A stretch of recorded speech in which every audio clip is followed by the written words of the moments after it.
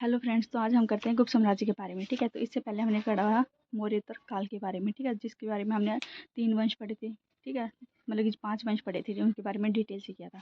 तो आज हम करते हैं गुप्त साम्राज्य के बारे में।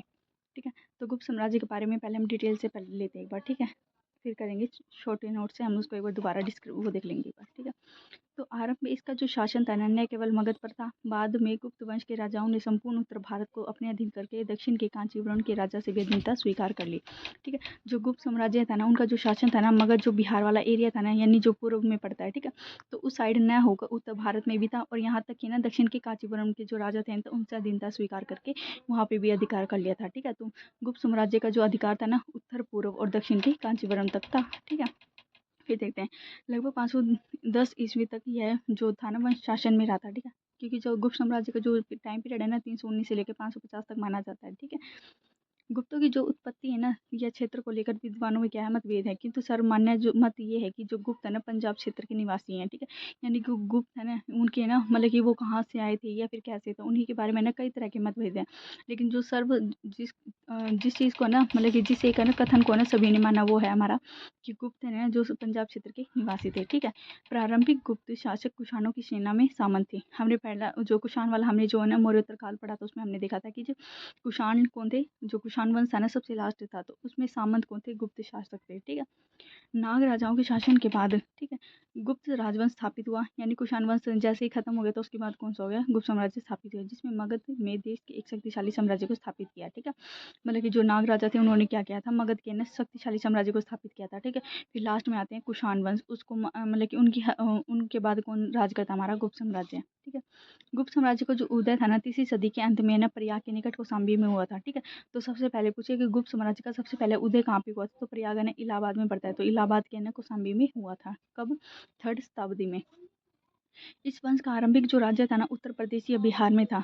ठीक है, जो है ना मतलब कि उत्तर प्रदेश तो है ना बीच वहाँ पे अगर हमारा यूपी साइड वाला जो एरिया था, और बिहार वाला, क्योंकि है ना हमने देखा था स्टार्टिंग में कि इसका जो है ना शासन स्टार्टिंग में किस पे था, मगध पर था, बाद में बढ़ गया था। ठीक है, तो इसके प्रमुख राज्य पूछ ले तो राज्य में पहले यूपी और बिहार था। ठीक है, गुप्त शासकों के लिए बिहार की अपेक्षा उत्तर प्रदेश अधिक महत्व वाला प्रांत था। ठीक है, यानी उत्तर प्रदेश है ना, मतलब कि जो बिहार की अपेक्षा उत्तर प्रदेश है, क्योंकि उत्तर प्रदेश है ना काफ़ी उस टाइम वो था, जैसे जनपद वगैरह के लिए काफ़ी ज़्यादा फेमस था, क्योंकि आरंभिक अभिलेख मुख्यतः इसी राज्य में पाए गए थे। क्योंकि जो यूपी था ना, मतलब कि महाभारत या फिर बाकी दृष्टि से देखा जाए ना, रामायण वगैरह या फिर है ना ज़्यादातर है ना ग्रंथ वगैरह या फिर है ना जहाँ पर है ना कला वगैरह का सबसे ज़्यादा विकास है ना यूपी साइड ही हुआ था। ठीक है, तो इस वजह से यहाँ पे है ना आरंभिक अभिलेख भी मिले थे, कहाँ पे, यूपी में। ठीक है, तो गुप्त शासकों के लिए बिहार की अपेक्षा ये उत्तर प्रदेश अधिक वाला प्रांत था, अधिक महत्व वाला। ठीक है, इसी राज्य में पाए गए थे।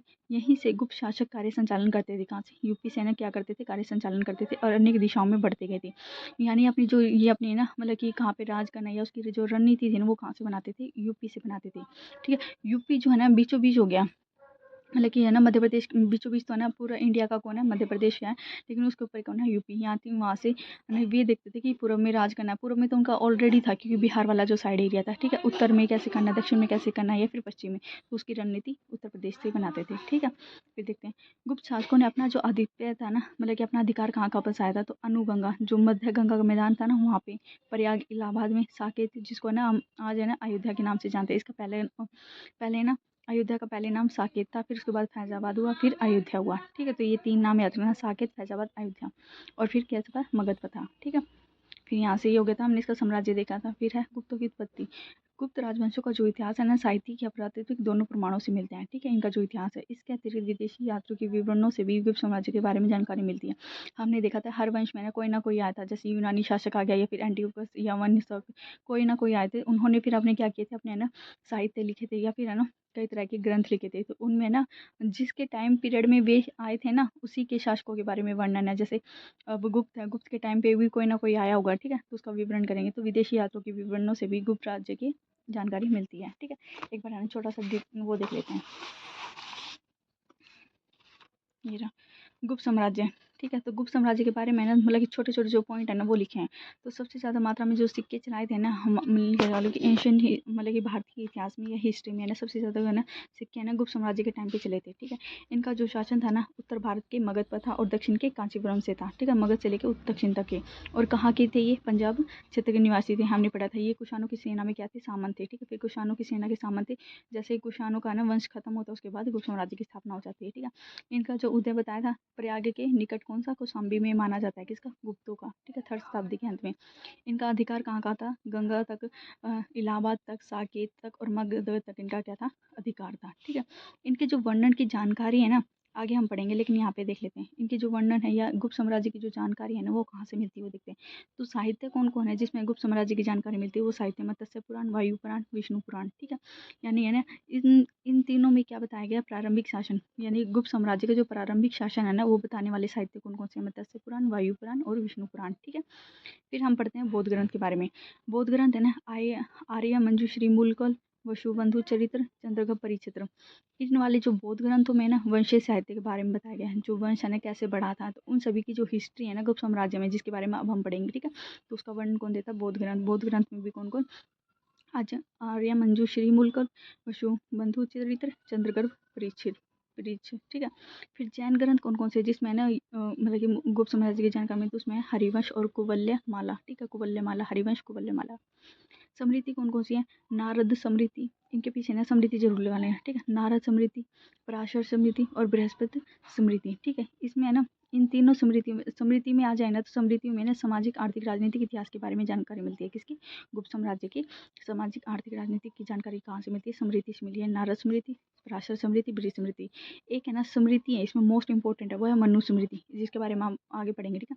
मनु स्मृति ने सबसे प्राचीन समृद्धि है। ठीक है। जो कि गुप्त काल के समय ही इसकी रचना हुई थी मनु स्मृति। और किसने लिखी थी? मनु ने। फिर है लौकिक साहित्य कौन कौन सी थी? देवी चंद्रगुप्तम, मोस्ट इंपॉर्टेंट है ये देवी चंद्रगुप्तम वाला। ठीक है। जो कि विशाखदत्त का क्या है? नाटक है। ठीक है। विशाखदत्त के द्वारा लिखा गया है देवी चंद्रगुप्तम। ठीक है। देवी चंद्रगुप्त में क्या है? रामगुप्त और चंद्रगुप्त के बारे में बताया गया है। ठीक है। तो हम आगे जो इनके शासक पढ़ेंगे ना, जैसे ये रहे शासक इनके, तो यहाँ पे है ना हमारे है ना 2 आते हैं, एक तो चंद्रगुप्त और एक रामगुप्त भी आता है। उन दोनों के बारे में बताने वाला है इकलौता कौन सा ग्रंथ है? देवी चंद्रगुप्तम है। ठीक है। तो रामगुप्त और चंद्रगुप्त के बारे में देवी चंद्रगुप्त में बताया गया है। अन्य कौन कौन से है? अभिज्ञान शाकुंतलम, रघुवंश महाकाव्य, मुद्रा राक्षम। ठीक है। मृच्छकटिकम किसकी है? शूद्र की है। मुद्रा राक्षस भी है ना विशाखादत्त की है। ठीक है। मुद्रा राक्षस की है? विशाखादत्त की है। मृच्छकटिकम है ना शूद्र की है। हर्षचरितम। ठीक है। वात्स्यायन या कामसूत्र। ठीक है। वात्स्यायन कामसूत्र किसकी है? वात्स्यायन की है। शासन व्यवस्था नगर जीवन शैली का वर्णन किसमें किया गया है?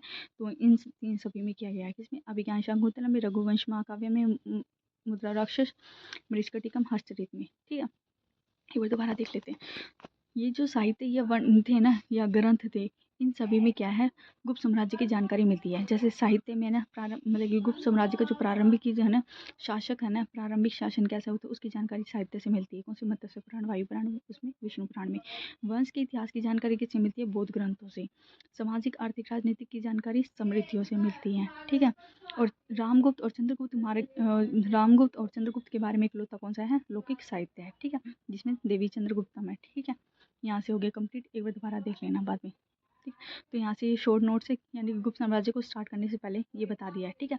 हमने देखा इसका शासन कहाँ से कहाँ तक था। ठीक है। फिर कहाँ से आए थे ये हमने वो पढ़ा। ठीक है। फिर हमने देखा इसका उदय कैसे हुआ था। ठीक है। फिर अधिकार यानी इन्होंने कहाँ कहाँ अधिकार किया हुआ था। ठीक है। फिर हमने देखा कौन कौन से साहित्य थे। ठीक है। ये वो सुन लेना। अब देखते हैं गुप्त काल के शासक कौन कौन थे। तो गुप्त काल के ना शासक है ना श्रीगुप्त थे, घटोत्कच, ये सीक्वेंस है। ठीक है। पहले श्रीगुप्त आते फिर घटोत्कच आते हैं, फिर चंद्रगुप्त प्रथम आता फिर समुद्रगुप्त, फिर चंद्रगुप्त द्वितीय आता है। पहले तो प्रथम आया फिर द्वितीय आया, फिर कुमारगुप्त, स्कंदगुप्त, भानुगुप्त, विष्णुगुप्त। इनके ना बीच में भी और आए थे तो बाद में बता देंगे। ठीक है। फिर ये देखो हमने सारा ये वाला पढ़ लिया था कि साहित्य पुराण में है। ठीक है। तो ये जो था ना आप ना चाहे इसको पढ़ना चाहे तो पढ़ लेना। ठीक है। लेकिन इसको शॉर्ट लिख के नहीं यहाँ पे ऐसे लिख दिया मैंने। ठीक है। ताकि समझ में आ जाए, जल्दी जल्दी हो जाएगा रिवीजन। ठीक है। साहित्य ये 3 साहित्य थे। साहित्य में तीनों पुराण आ जाएंगे। बौद्ध ग्रंथों में आर्य मंजूश्री मूलक, वसु बंधु चरित्र, चंद्रगर्भ परिवृक्ष। ठीक है। जिसमें वंश की मिलती है। जैन साहित्य हरिवंश और कुवल्यमाला। तो इन्हीं का सभी का क्या है? डिस्क्रिप्शन यहाँ पे दिया हुआ है। ठीक है। ठीक है। जैसे आर्यमंजूषी की बौद्ध ग्रंथ है और बुद्ध चरित्र चंद्रकृपी ये बौद्ध ग्रंथ हो गए। जैन ग्रंथ में हरिवंश या उपवल्यमाला, ठीक है। तो इन सभी का शॉर्ट करके यहाँ पे लिख दिया है। अब देखते हैं, अब स्टार्ट करते हैं। जो गुप्त काल के जो शासक था ना, उनका टाइम पीरियड कैसे था, ठीक है। तो पहले देखते हैं श्रीगुप्त। सबसे पहले जो आया था ना, गुप्त काल की जो स्थापना किसने की थी? गुप्त श्रीगुप्त ने की थी, ठीक है। कुषाण साम्राज्य के पतन के समय उत्तरी भारत में जो अर्थव्यवस्था उत्पन्न हो गई थी, उससे लाभ उठाकर बहुत से प्रांतीय सामंत क्या हो गए थे? राजा संतप्त हो गए थे। इसी प्रकार का एक व्यक्ति कौन था? श्रीगुप्त भी था, ठीक है। उसने फायदा उठा के क्या कर लिया था? जैसे ही कुषाण साम्राज्य खत्म हो गया था ना, उसने क्या कहा? अपने गुप्त का साम्राज्य की कर दी, स्थापना कर दी अपने ही नाम पर, ठीक है। तो गुप्त ने गुप्त काल कर दिया, ठीक है। तो उसी के नाम पर गुप्त वंश का संस्थापक श्रीगुप्त अपने नाम पे कर दिया था। इसकी जो प्रथम राजधानी थी अयोध्या थी। जैसे हमने देखा था गुप्त साम्राज्य जो है ना, जो अधिकार था ना, वो कहाँ कहाँ था? तो ये रहा गुप्त साम्राज्य का अधिकार अनुगंगा, प्रयाग, साकेत, अयोध्या, मगध। तो साकेत की राजधानी की थी, साकेत का मतलब कि अयोध्या का पहले नाम क्या था? साकेत। तो वही राजधानी किसने बनाई? श्रीगुप्त ने बनाई थी, ठीक है। गुप्त थे जो पंजाब क्षेत्र के क्या थे? निवासी थे। ये वैश्य वर्ण से संबंधित है, ठीक है। यानी कि जो श्रीगुप्त था ना, या फिर गुप्त काल का जो वैश्य पूरा का पूरा जो वंश था, वो कैसे था? ये वैश्य वर्ण से संबंधित थे, ठीक है। इन्होंने 510 ईस्वी तक यह शासन में रहा था, ठीक है। तो पूरा गुप्त साम्राज्य ने पूछ ले कितने सालों तक शासन में रहा था? तो 510 तक, ठीक है। तो यहाँ पे एक पॉइंट ये ऐड कर लेना, 510 साल तक ईस्वी तक क्या किया था? शासन किया था।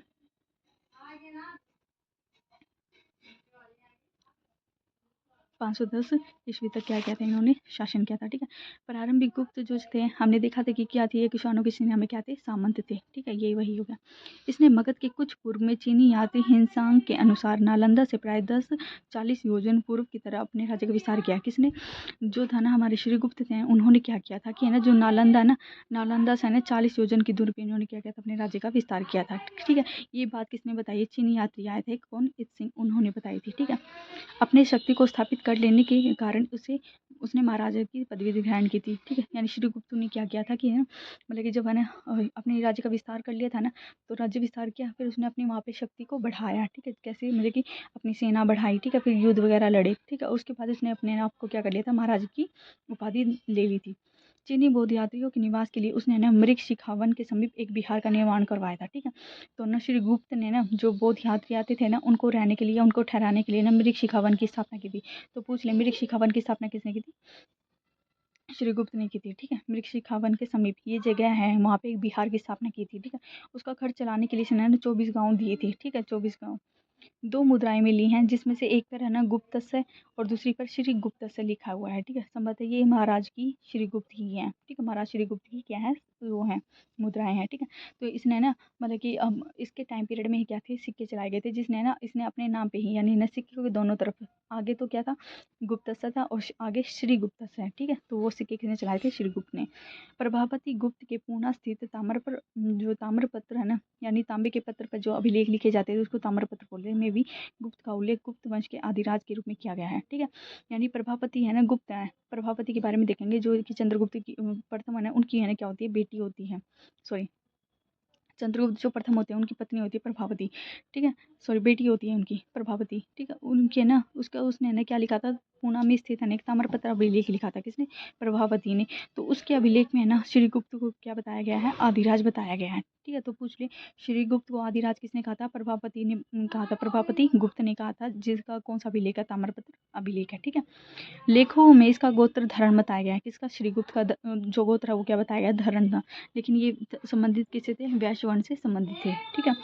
इत सिंह के अनुसार हमने यहाँ पे देखा था, चीनी यात्री इत सिंह आया था, जिसने ये बताया था कि इसने अपने राज्य का विस्तार कैसे किया था। उसी इत सिंह के अनुसार श्रीगुप्त ने मगध में एक मंदिर का निर्माण भी करवाया था और मंदिर के लिए 24 गांव प्रदान किए थे, ठीक है। तो मंदिर या बिहार आ जाए, ठीक है। ये वाला देखा था हमने, जो मृग शिखावन में क्या बनाया था? बिहार। तो उसी को हम मंदिर भी बोलते हैं, ठीक है। बिहार के मंदिर में क्या किया था? इसने निर्माण बनाया था और मंदिर के लिए क्या किया था? इसने 24 गांव प्रदान दिए थे, सिर्फ इतना याद रखना। श्रीगुप्त ने भारत के ना 6 महाजनपदों को जीता था। तो पूछ ले, 6 महाजनपदों को किसने जीता था? श्रीगुप्त ने 6 महाजनपदों को जीता था, ठीक है। तो ये हो गया श्रीगुप्त का कंप्लीट। जो क्वेश्चन यहाँ से बन सकते थे वो अब रिकैप कर लेते छोटा जल्दी सी। श्रीगुप्त का, ठीक है। श्रीगुप्त गुप्त वंश का क्या था? संस्थापक था। इसने अपनी राजधानी अयोध्या बसाई थी, ठीक है। वैश्य वंश से क्या थे? संबंधित थे, ठीक है। लेकिन गोत्र कौन सा था इसका? धरण था, ठीक है। इसने नालंदा से 40 योजन दूर एक नगर या राज्य स्थापित किया था, विस्तार किया था 40 योजन, जिसका वर्णन है कौन देता हमें? चीनी यात्री इत सिंह के अकॉर्डिंग ठीक है, जो कि इस सिंह बताता है कि जो श्रीगुप्त था उसने ना नालंदा से 40 योजन की दूरी पे क्या बताया था, एक राज्य बसाया था या वो शहर बसाया था। ठीक है, इसने पदवी कौन सी ली थी या उपाधि कौन सी ली थी, महाराज की उपाधि ली थी। ठीक है, इसने एक बिहार का निर्माण करवाया था, हमने देखा था मृगशिखावन में। ठीक है, बौद्ध यात्रियों के निवास के लिए, जिसके खर्च चलाने के लिए, यानी इस बिहार का खर्च चलाने के लिए उसने क्या किए थे, 24 गाँव वो दिए थे, कर्ज उसमें दे दिए थे दान में। ठीक है, एक है ताम्र अभिलेख है, जो कि किसका है, प्रभावती गुप्त के हैं। ठीक है, कहाँ पे है ये, पूना में स्थित है ये। कौन सा जो है ना ताम्र अभिलेख, वो कहाँ पे है, पूना में है, प्रभावती गुप्त के अनुसार। में है ना ताम्र अभिलेख में ना गुप्त को क्या बताया गया, आदिराज बताया गया है। ठीक है, तो महाराज की उपाधि इसने खुद नहीं ली थी, आदिराज किसने बताया था, प्रभावती गुप्त के ताम्र अभिलेख में। ठीक है, इसने 6 महाजनपदों को जीता था, किसने, श्रीगुप्त ने। तो ये हो गया श्रीगुप्त का छोटा सा रिकैप हो गया, इसी को देख लेना। ठीक है, अब देखते हैं आगे घटोत्कच, फिर इसके बाद आता है हमारा घटोत्कच। श्रीगुप्त का जो पुत्र था ना उसका नाम है घटोत्कच, या उसका उत्तराधिकारी है। ठीक है, लगभग 280 ईस्वी तक श्रीगुप्त ने ना घटोत्कच को अपना उत्तराधिकारी बनाया था। ठीक है, घटोत्कच जो था ना तत्सामयिक शक साम्राज्य का सेनापति था। ठीक है, घटोत्कच पूछ ले कौन से साम्राज्य का ये सेनापति था, तो शक। ठीक, उस समय शक जाति के ब्राह्मण से बलपूर्वक क्षत्रिय बनने को आतुर थी। ठीक है, यानी जो शक जाति के जो ब्राह्मण थे ना, ब्राह्मणों से, यानी जो शक जाति थी ना ब्राह्मणों से ना क्षत्रिय बनने के लिए आतुर हो रही थी। ठीक है, यानी शक जो थे ना वो है क्या बनना चाहते थे, क्षत्रिय बनना चाहती थी। ठीक है, घटोत्कच ने महाराज की उपाधि, इसने भी क्या किया थी, महाराज की उपाधि धारण की थी अपने पिताजी की तरह। ठीक है, इसका पुत्र होता है कौन, चंद्रगुप्त प्रथम, जो कि गुप्त वंश का सबसे महान सम्राट हुआ था। ठीक है, वैसे तो श्रीगुप्त ने तो वैसे जो गुप्त श्रीगुप्त था ना उसने तो गुप्त काल की रचना की दी थी, इसके बारे में ज़्यादा नहीं है। इसने बस ये था कि इसने याद रख लेना, इसकी राजधानी अयोध्या और क्या की थी, महाराज की उपाधि दी थी। फिर इसका बेटा शासन करता है घटोत्कच, जिसको महाराज की उपाधि थी, और इसका बेटा था चंद्रगुप्त, जो कि गुप्त साम्राज्य का सबसे महान सम्राट बना था। ठीक है, आगे चलकर कुमारगुप्त के जीवित रहते हुए समय तक यही घटोत्कच गुप्त मध्य के प्रदेश की एरन का प्रांतीय शासक था। ठीक है, जो कुमारगुप्त होता है एक, ठीक है, जब तक वो जीवित था ना तो यहाँ पे जो घटोत्कच था ना गुप्त मध्य प्रदेश जो एमपी था ना वहाँ तक का क्या था, प्रांतीय शासक था, जब कुमारगुप्त था जीवित था। ठीक है, फिर बाद में जैसे ये मरता है ना तो बाद में ना वहाँ पे ना मध्य प्रांत का यह अपने आप को क्या कर देता है, स्वतंत्रता घोषित कर देता है, यानी कि सम्राट घोषित कर देता है खुद को वहाँ का, मध्य प्रदेश का। ठीक है, देखते हैं अब यहाँ पे कुमारगुप्त के जीवित रहते समय तक यही घटोत्कच मध्य प्रदेश के एरन का क्या था, प्रांतीय शासक था। ठीक है, उसका क्षेत्र है ना वहाँ से 50 मील उत्तर पश्चिम से लुम्बन तक फैला हुआ था, जिसकी चर्चा एक गुप्त अभिलेख में हुई है। ठीक है, इसकी जो है ना मतलब कि जो घटोत्कच का जो विस्तार था ना, हमने देखा था श्रीगुप्त का कहाँ था, जो था ना नालंदा से क्या था, 40 योजन दूर था, लेकिन इसका कहाँ से, इसका जो क्षेत्र था ना 50 मील उत्तर पश्चिम में लुम्बन तक फैला था। ठीक है, जिसकी है ना मतलब कि जिसका वर्णन कहाँ से मिलता है या जानकारी कहाँ से मिलती है, तो गुप्त अभिलेख से मिलती है। घटोत्कच गुप्त ने कुमारगुप्त की मृत्यु के बाद अपनी स्वतंत्रता घोषित कर दी थी। ठीक है, यानी जब तक कुमारगुप्त जीवित था ना तो उसने ना वो है ना मध्य प्रदेश का एरन का क्या था, प्रांतीय शासक था। ठीक है, एक शासक था, लेकिन जैसे ही वो मरा ना कुमारगुप्त, वहाँ का ना स्वतंत्र शासक घोषित कर दिया कि अब तुम्हारा राजा मैं ही हूँ। ठीक है, मधुमती नामक एक क्षत्रिय कन्या से घटोत्कच का क्या होता है, विवाह, यानी घटोत्कच का विवाह किससे होता है, मधुमती से होता है। ठीक है, फिर इन दोनों से कौन सा पुत्र प्राप्त होता है इनको, चंद्रगुप्त प्रथम। ठीक है, लिच्छवियों ने घटोत्कच को शरण दी थी, साथ ही उसके पुत्र चंद्रगुप्त प्रथम के साथ अपनी पुत्री कुमार देवी का क्या कर दिया था, विवाह कर दिया था। ठीक है, मधुमती और जो घटोत्कच है ना, जो मधुमती थी ना लिच्छवियों की थी। ठीक है, लिच्छवियों के जो राजा थे ना उनकी बेटी कौन थी, मधुमती थी। ठीक है, आगे चलकर इन लिच्छवियों ने क्या की थी, घटोत्कच को शरण दी थी, और साथ ही उसके पुत्र जो थे ना चंद्रगुप्त प्रथम, यानी मधुमती और जो घटोत्कच का पुत्र कौन था, चंद्रगुप्त, उसके साथ अपनी पुत्री यानी कुमार देवी का क्या कर दिया था, विवाह कर दिया था। ठीक है, कुमार चंद्रगुप्त प्रथम और कुमार देवी की है ना फिर आगे चलकर एक पुत्री होती है जो प्रभावती। ठीक है, जिसके बारे में हमने अभी पढ़ा था, ये रहा। ठीक है, इसके बारे में इन्हें क्या किया था, श्रीगुप्त का क्या किया था, अधिराज्य, और जिसमें है ना श्रीगुप्त को अधिराज बताया गया था। ठीक है, प्रभावती के ताम्र अभिलेख में। ठीक है, प्रभावती गुप्त के पूर्णा या रुद्रपुर ताम्र अभिलेखों में घटोत्कच को गुप्त वंश का प्रथम राजा बताया गया है। ठीक है, तो पूछ ले घटोत्कच को ना गुप्त का वंश का प्रथम राजा किसमें बताया गया है, प्रभावती के ही किसमें, पूना के जो रुद्रपुर है या फिर ताम्र अभिलेख में। हमने पढ़ा था ताम्र अभिलेख किसका, प्रभावती गुप्त का। ठीक है, उसका जो राज्य है ना मगध के आसपास ही तक सीमित था, किसका, घटोत्कच का। इसने अपने राज्य का ज़्यादा विस्तार नहीं करवाया था। ठीक है, आगे देखते जाए घटोत्कच गुप्त नामक एक शासक की कुछ मोहरें वैशाली से प्राप्त हुई है, यानी इसने भी कुछ मोहरें चलाई थी, ठीक है, जो कि कहाँ से मिली है, वैशाली से मिली है, ठीक है। पीटर वर्स के संग्रह में एक ऐसा सिक्का मिला है जिस पर एक और राजा का नाम यानी घटोगुप्त और दूसरी ओर क्या था, विक्रमादित्य की उपाधि थी, अंकित थी, ठीक है। तो पूछ रहे घटोत्कच ने ना विक्रमादित्य की उपाधि भी धारण की थी, ठीक है। ऐसे सिक्के चलाए थे घटोत्कच ने, एक तरफ से क्या था, खुद का नाम था यानी घटोगुप्त, ठीक है, यानी जो शाब्दिक अर्थ में लिखा गया था इसने, और दूसरी साइड क्या लिखवाया इसने, विक्रमादित्य लिखवाया था, ठीक है। ऐसा ना, ऐसी जानकारी कहाँ से मिलती है, पीटरवर्थ के संग्रह से मिलती है। इन सिक्कों या अन्य आधारों पर विप्र सिन्हा ने वैशाली की मोहरे या फिर सिक्के ढालने वाले घटोत्कच गुप्तों को ना कुमार गुप्त का एक पुत्र माना है। किसको, जो घटोत्कच गुप्त है ना, उसको किसका पुत्र माना, कुमार गुप्त का एक पुत्र माना जाता है, ऐसा सिर्फ कहा जाता है। जो मोहरे मिली हैं वैशाली की, जो मोहरे हमने देखा था ना, जो मोहरे थी ना वो ज़्यादातर कहाँ से मिली थी, वैशाली, तो वहाँ पे एक ऐसी मोहरे मिली है जैसे ये पता चलता है कि जो घटोत्कच था ना, घटोत्कच वो किसका पुत्र था, कुमारगुप्त का पुत्र है, ठीक है, वैसा माना जाता है, वैसे था नहीं, ठीक है। कुछ मुद्राएं ऐसी भी मिली है जिन पर क्या था, श्री घटोत्कच गुप्त से या केवल घट लिखा था, ठीक है, घट आ जाए या घटोत्कच आ जाए या फिर घटोगुप्त, वो सारी मुद्राएं किसी रिलेटेड है, घटोत्कच से थी, ठीक है। महाराज घटोत्कच ने लगभग 319 ईस्वी तक क्या किया था, इसने शासन किया था, ठीक है। फिर ये घटोत्कच के बारे में सिर्फ इतना ही है, ठीक है। जो था ना क्वेश्चन यहाँ से बन सकते थे वो सारे हैं। अब देखेंगे एक छोटा सा इसका वाला।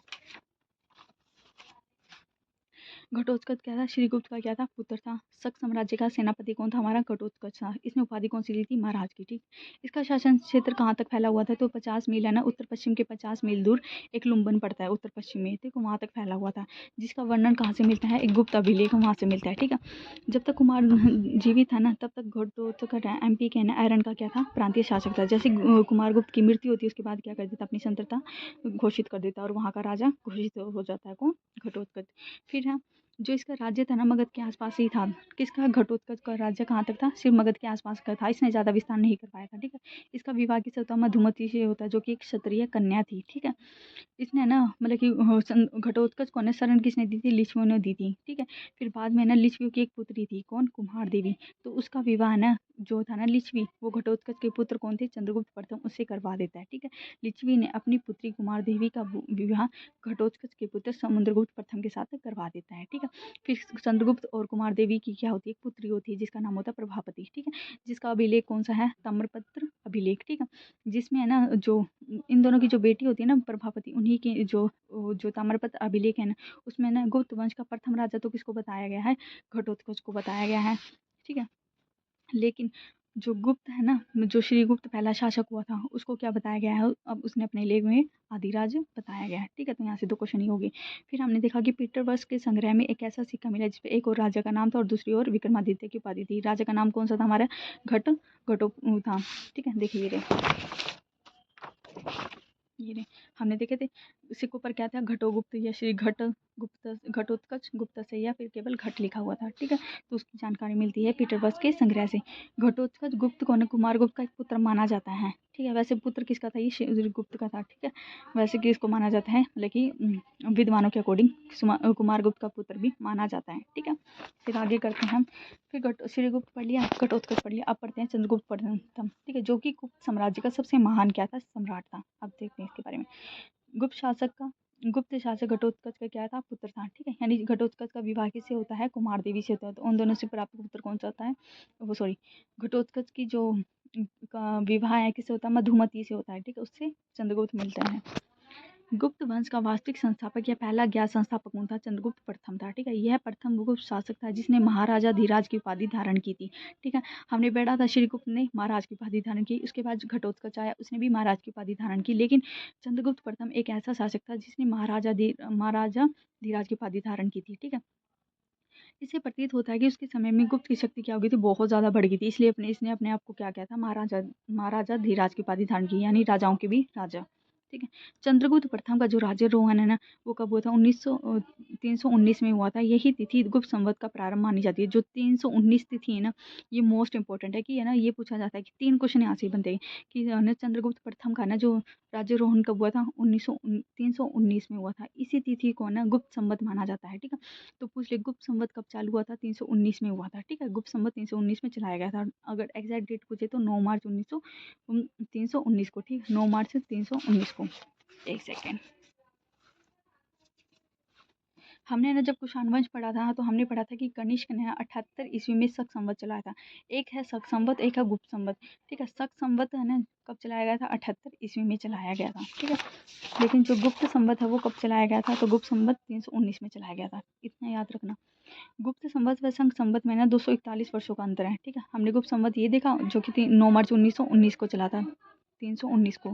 ठीक है, और शक संवत 78 ईस्वी में। ठीक है, इन दोनों के बीच में अगर हम वर्षों का जो अंतर पूछे ना कितने साल का अंतर है, तो 241 साल का अंतर है। चंद्रगुप्त प्रथम ने लिच्छवी जो राजकुमारी थी ना कुमार देवी के साथ क्या हुआ था? इनका विवाह हुआ था। कुमार देवी के साथ विवाह करके चंद्रगुप्त प्रथम ने विशाली प्राप्त कर लिया था, यानी दहेज में इनको क्या मिल गया था? विशाली मिल गया था। चंद्रगुप्त कुमार देवी प्रकार के सिक्के के पृष्ठ भाग पर सिंह वाहिनी देवी दुर्गा की आकृति बनी हुई है।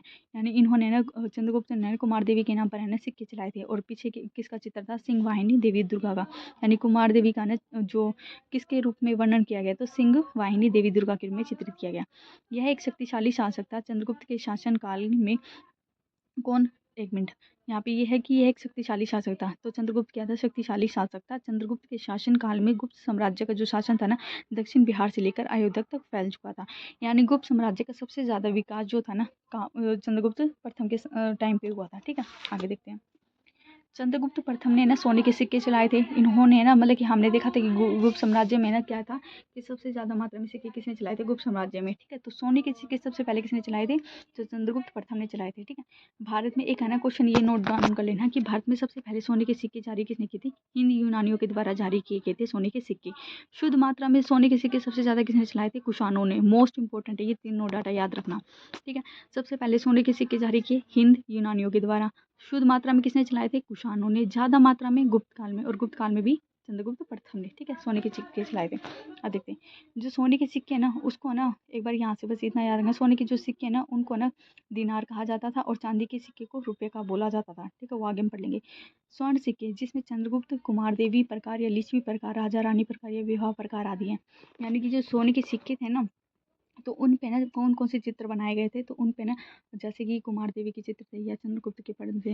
लिच्छवी प्रकार, लिच्छवी की कौन थी? कुमार देवी थी। ठीक है, राजा रानी विवाह प्रकार के क्या बनाए थे? इस पे चित्रकारी की गई थी स्वर्ण सिक्कों पर। चंद्रगुप्त प्रथम भारतीय इतिहास के सर्वाधिक प्रसिद्ध राजाओं में से एक था। ठीक है, चंद्रगुप्त ने जिसका शासन पहले मगध के कुछ भागों तक सीमित था, अपने राज्य का विस्तार कहाँ तक किया था? इलाहाबाद से।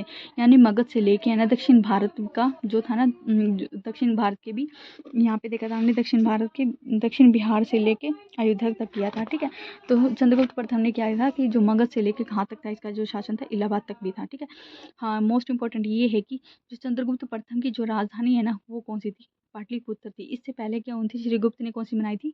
अयोध्या बनाई थी। ठीक है, गुप्त वंश के पहले दो राजा केवल महाराज कहलाए गए थे। ठीक है, परंतु जो चंद्रगुप्त प्रथम उनको क्या कहा था? महाराजा रिधिराज कहा गया था। ठीक है, मगध के उत्तर में लिच्छवी का जो शक्तिशाली साम्राज्य था चंद्रगुप्त ने उसके साथ मैत्री संबंध थे, क्योंकि है ना हमने देखा था लिच्छवी की जो राजकुमारी थी ना उसके साथ विवाह हुआ था। ठीक है, किसका? चंद्रगुप्त प्रथम का। तो लिच्छवी की कौन थी? कुमार देवी।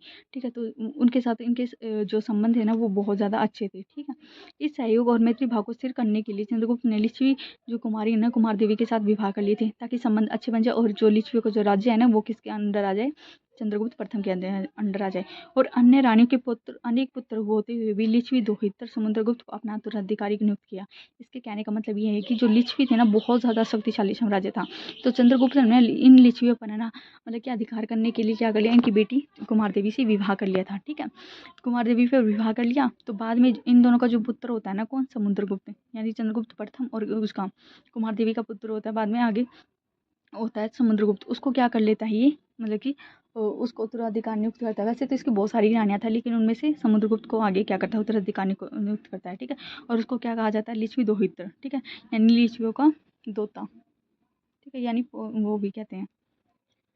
चंद्रगुप्त के सिक्कों पर उसका अपना और कुमार देवी दोनों का नाम एक साथ दिया गया। हमने देखे थे सिक्कों सारे पढ़े थे हमने। ठीक है, सिक्कों की दूसरी ओर लिच्छवियाँ। ठीक है, यानी जो मतलब कि जो सिक्के थे उन पे ना कई तरह के थे, जैसे लिच्छवी आ गया या चंद्रगुप्त आ गया या कुमार देवी या लिच्छवी मतलब कि जो लिच्छवी से संबंधित है ना या चंद्रगुप्त या कुमार देवी उन सभी सिक्के थे।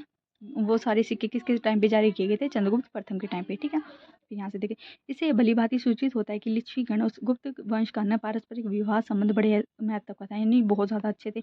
इसके कारण इन दोनों के राज्य ने मिलाकर एक हो गए। ठीक है, जो है ना मतलब कि जो इनका चंद्रगुप्त प्रथम का जो राज्य था ना, उसने ना किसके साथ मिल गया था, वो लिच्छवियों के साथ मिलकर उसको बड़े साम्राज्य के रूप में विकसित कर दिया। और चंद्रगुप्त और कुमार देवी का जो सम्मिलित शासन है ना, इन दोनों प्रदेशों पे माना जाता है। श्री गुप्त के वंशजों ने जो थे ना, उसके शासन कहाँ से थे, गंगा के साथ साथ प्रयाग तक, मगध व अयोध्या में इन्होंने राज किया था। ठीक है, हमने देखा था स्टार्टिंग में जो इनका था ना, मतलब कि कहाँ से, बिहार से लेके दक्षिण तक था। ठीक है, साकेत पे भी इनका अधिकार था, साकेत यानी कि अयोध्या। ठीक है, प्रयाग में भी इनका अधिकार था। ठीक है, तो इन सभी पे क्या था, गुप्त साम्राज्य का अधिकार था। समुद्रगुप्त को अपना उत्तराधिकारी बनाने के बाद चंद्रगुप्त प्रथम ने क्या कर लिया था, संन्यास ग्रहण कर लिया था। ठीक है, तो पूछ रहे चंद्रगुप्त ने ना संन्यास कब लिया था, जब अपने पुत्र समुद्रगुप्त को क्या बना दिया था, उत्तराधिकारी नियुक्त कर दिया था। ठीक है, फिर चंद्रगुप्त की क्या हो जाती, मृत्यु हो जाती है। अब देखते हैं इसमें ना कुमार देवी के बारे में और पढ़ लेते हैं कि जो कुमार देवी है ना, इससे बहुत ज़्यादा मोस्ट इंपॉर्टेंट क्वेश्चन पूछे जाते हैं कि है ना, ये है ना किस वंश की थी। तो लिच्छवी वंश की क्या थी, राजकुमारी थी। पर चंद्रगुप्त की प्रथम की क्या थी, पत्नी थी। और समुद्रगुप्त की क्या थी, माता। कुमार देवी संसार की एक ऐसी प्रथम महारानी थी जिसके नाम से सिक्के प्रचलित किए गए थे। यानी पूरे अब तक जब हमने एंशियंट हिस्ट्री जितने भी कवर किए ना, उन सभी में से ना हमने देखा ना, किसी की भी राजकुमारी के नाम पे सिक्के वो नहीं किए गए थे प्रचलित, या फिर सिक्के नहीं ढाले गए थे, या उनके साक्ष्य वगैरह नहीं बनाए गए थे। लेकिन कुमार देवी है ना, उसके नाम पर एक ऐसी महारानी थी जिसके नाम से सिक्के प्रचलित किए गए थे। ठीक है, कुमार देवी ने ना धर्मचक्र जीन विहार का निर्माण करवाया था। कहाँ पर, सारनाथ में। ठीक है, तो ये क्वेश्चन बहुत बार पूछा जाता है कि धर्मचक्र जीन विहार कहाँ पे है, तो ये सारनाथ में कुमार देवी ने इसकी स्थापना करवाई थी। ठीक है, गुप्त काल की सबसे प्रसिद्ध स्त्री कौन थी, कुमार देवी थी। ठीक है, यहाँ से ये क्वेश्चन बनते हैं इसके। तो ये हो गया समुद्रगुप्त, चंद्रगुप्त प्रथम का भी कंप्लीट। ठीक है, तो अब देख लेते हैं छोटे चंद्रगुप्त प्रथम घटोत्कच का क्या था, पुत्र था। वास्तविक संस्थापक गुप्त वंश का पहला ज्ञात शासक, यानी वास्तविक संस्थापक या फिर पहला ज्ञात शासक इसको माना जाता है चंद्रगुप्त प्रथम को। इसने कौन सी उपाधि ली थी, महाराजा धीराज की ली थी। ठीक है, इसका राज्यारोहण कब हुआ था, 319 में हुआ था। और 319 को ही क्या माना जाता है, गुप्त संवत की तिथि मानी जाती है। ठीक है, और डेट पूछ ले प्रॉपर तो 9 मार्च 319 में। गुप्त संवत तो 3 मार्च 1919 था, लेकिन सब संवत है ना कब चलाया गया था, 78 ईस्वी में चलाया गया था कनिष्क के द्वारा। ठीक है, किसने चलाया था, कनिष्क ने चलाया था। ठीक है, गुप्त वंश और शक वंश क्या है ना, बीच अंतर कितना है, कितने सालों का है, तो 241 वर्षों का क्या है, अंतर है। ठीक है, फिर हम देखते हैं कि चंद्रगुप्त का जो प्रथम का है ना, मतलब चंद्रगुप्त जो प्रथम होते हैं उनके विवाह से होता है, कुमार देवी से होता है। ठीक है, और फिर इससे इसको क्या होता है कि जो वैशाली राज्य था ना, दहेज में मिल जाता है। ठीक है, वैसे तो बाद में इसके जो संबंध होते हैं ना लिच्छवियों के साथ बहुत ज़्यादा होते हैं। ठीक है, तो ये मैत्री संबंध बनाए रखता है, जो कि आगे चलकर लिच्छवियों का ना, जो मतलब कि जो लिच्छवियों का जो शासन था ना, जो राज्य या साम्राज्य था, वो किसके अंतर्गत आ जाता है, चंद्रगुप्त प्रथम किया जाता है। ठीक है, फिर हम यहाँ से देखते हैं,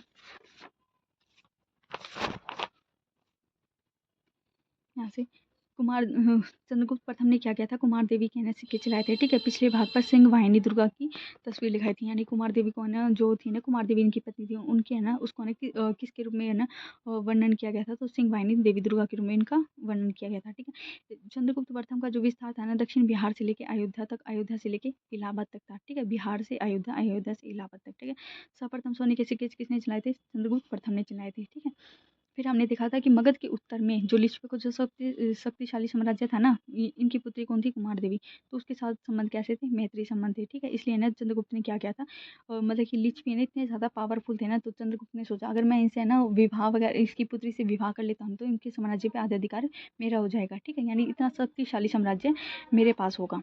ठीक है, तो उससे विवाह कर लेता है, और बाद में क्या करता है, अपने चंद्रगुप्त प्रथम और कुमार देवी का जो पुत्र होता है ना, समुद्रगुप्त, उसको क्या करता है, उत्तराधिकार नियुक्त करता है। ठीक है, फिर बाद में नियुक्त करके ना चंद्रगुप्त प्रथम क्या कर लेता है, संन्यास ले लेता है। ठीक है, फिर देखा था हमने सिक्कों पर है ना दोनों की चित्र हैं, किसके, चंद्रगुप्त की भी और कुमार देवी की भी है। ठीक है, जो कुमार देवी है क्या थी, गुप्त काल की सबसे प्रसिद्ध स्त्री थी। ठीक है, एकमात्र महारानी थी जिसके नाम पर सिक्के जारी किए गए थे, और इसने निर्माण किसका करवाया था, धर्मचक्र जीन बिहार का, जो कि कहाँ पे है, सारनाथ में। ठीक है, फिर 355 में क्या हो जाती है, चंद्रगुप्त प्रथम की मृत्यु हो जाती है।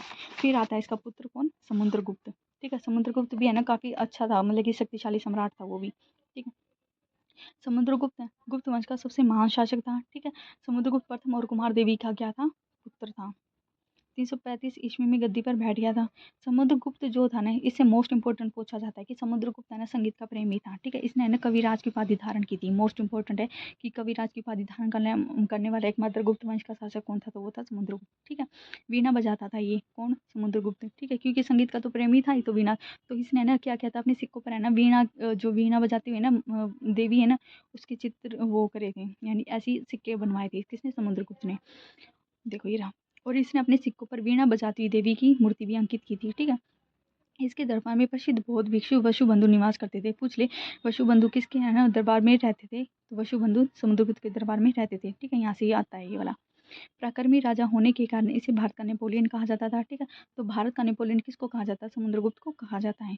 बेंट स्मिथ ने यह नाम दिया था इसको, किसको, समुद्रगुप्त को, ठीक है। तो भारत देश का नेपोलियन कौन है, समुद्रगुप्त। यह बात किसने कही थी, यह नाम किसने दिया था, विंसेंट स्मिथ ने कहा था, ठीक है। भारत का नेपोलियन कौन है, समुद्रगुप्त। समुद्रगुप्त को ना पराक्रम है ना सर्वोच्च राज्योच्छेदा की उपाधि भी दी गई थी, ठीक है। तो मोस्ट इंपॉर्टेंट ये वाला है कि इसने उपाधि तो पहले कविराज के लिए ली थी, लेकिन बाद में किसकी ली थी, पराक्रमांक सर्वराज्योच्छेदा की उपाधि भी ली थी, ठीक है। हरिसेन, गुप्त का ना राज्य दरबारी कवि था कौन, हरिसेन। यानी समुद्रगुप्त के बारे में ना हमने दो पढ़े थे कि पहला तो ये था कि इसके दरबार में कौन था, बौद्ध भिक्षु कौन था, वसुबंधु था। और दूसरा राज्य दरबारी कवि कौन था, हरिसेन था, जिसने ना मोस्ट इंपॉर्टेंट है ये वाला, जिसने प्रयाग इलाहाबाद प्रशस्ति लेख की रचना की थी। तो प्रयाग या इलाहाबाद प्रशस्ति लेख की रचना की थी हरिसेन ने की थी, जो कि ना समुद्रगुप्त का क्या था, राजदरबारी कवि था, ठीक है।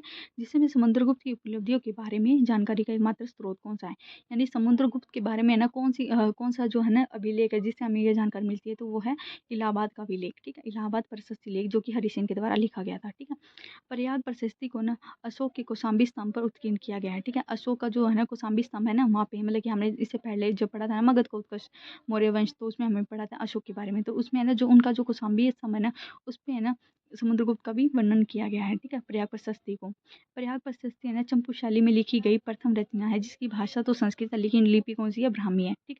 मोस्ट इंपॉर्टेंट है कि जो प्रयाग प्रशस्ति लेख है ना कौन सी शैली में लिखा गया है, तो प्रयाग प्रशस्ति लेख हरिसेन के द्वारा चंपू शैली में लिखा गया है, जिसकी भाषा संस्कृत, लिपि क्या थी, ब्राह्मी।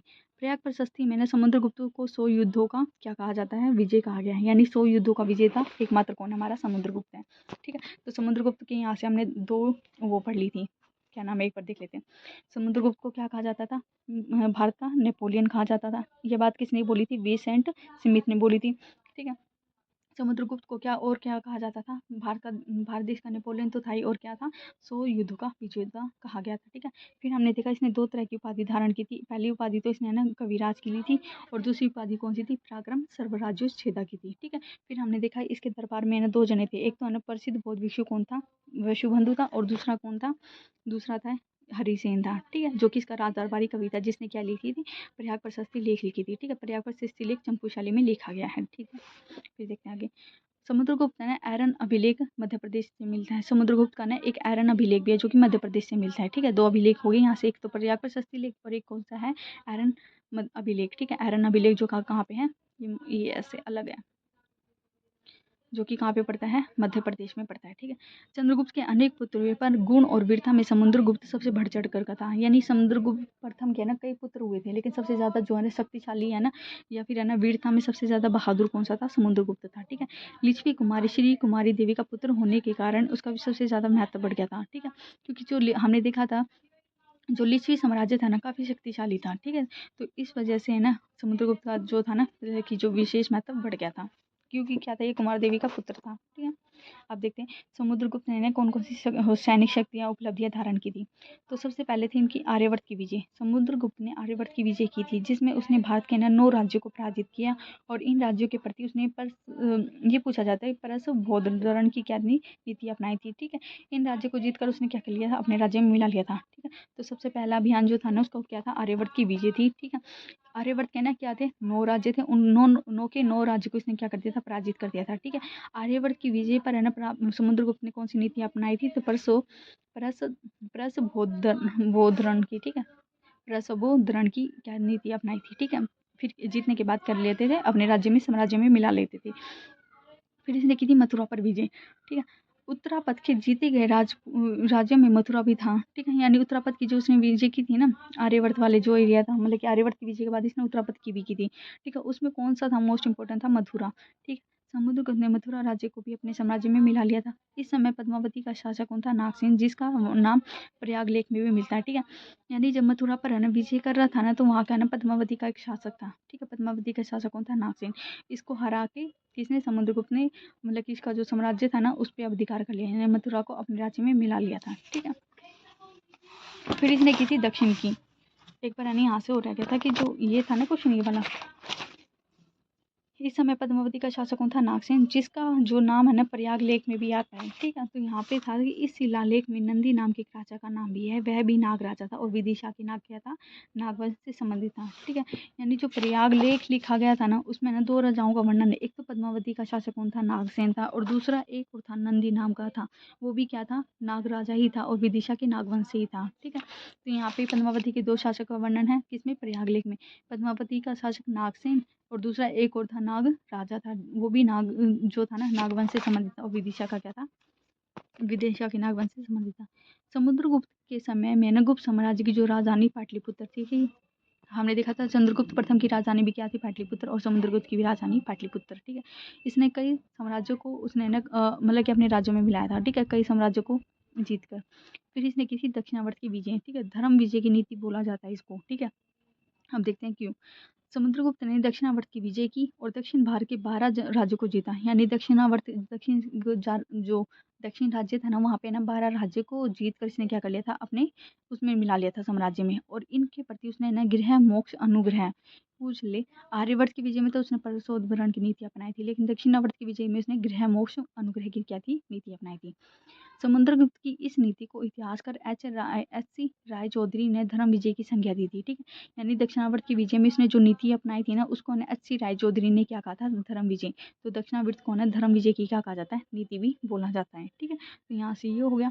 फिर देखते हैं आगे, समुद्रगुप्त की दिग्विजय। इस विजय के बाद समुद्रगुप्त का राज्य उत्तर में हिमालय, दक्षिण में क्या था, विंध्य पर्वत, पूर्व में ब्रह्मपुत्र नदी और पश्चिम में चंबल और यमुना नदियों तक हो गया था, ठीक है। यानी समुद्रगुप्त का टाइम आते आते ना गुप्त साम्राज्य ना काफ़ी ज़्यादा फैल चुका था। जैसे उत्तर हिमालय उत्तर में पड़ता हमारा, फिर दक्षिण के पश्चिम वो विंध्य पर्वत जो है, फिर पूर्व में ब्रह्मपुत्र जो कि असम साइड वाला एरिया, ठीक है, और पश्चिम में चंबल नदी और यमुना नदी तक हो गया था, ठीक है।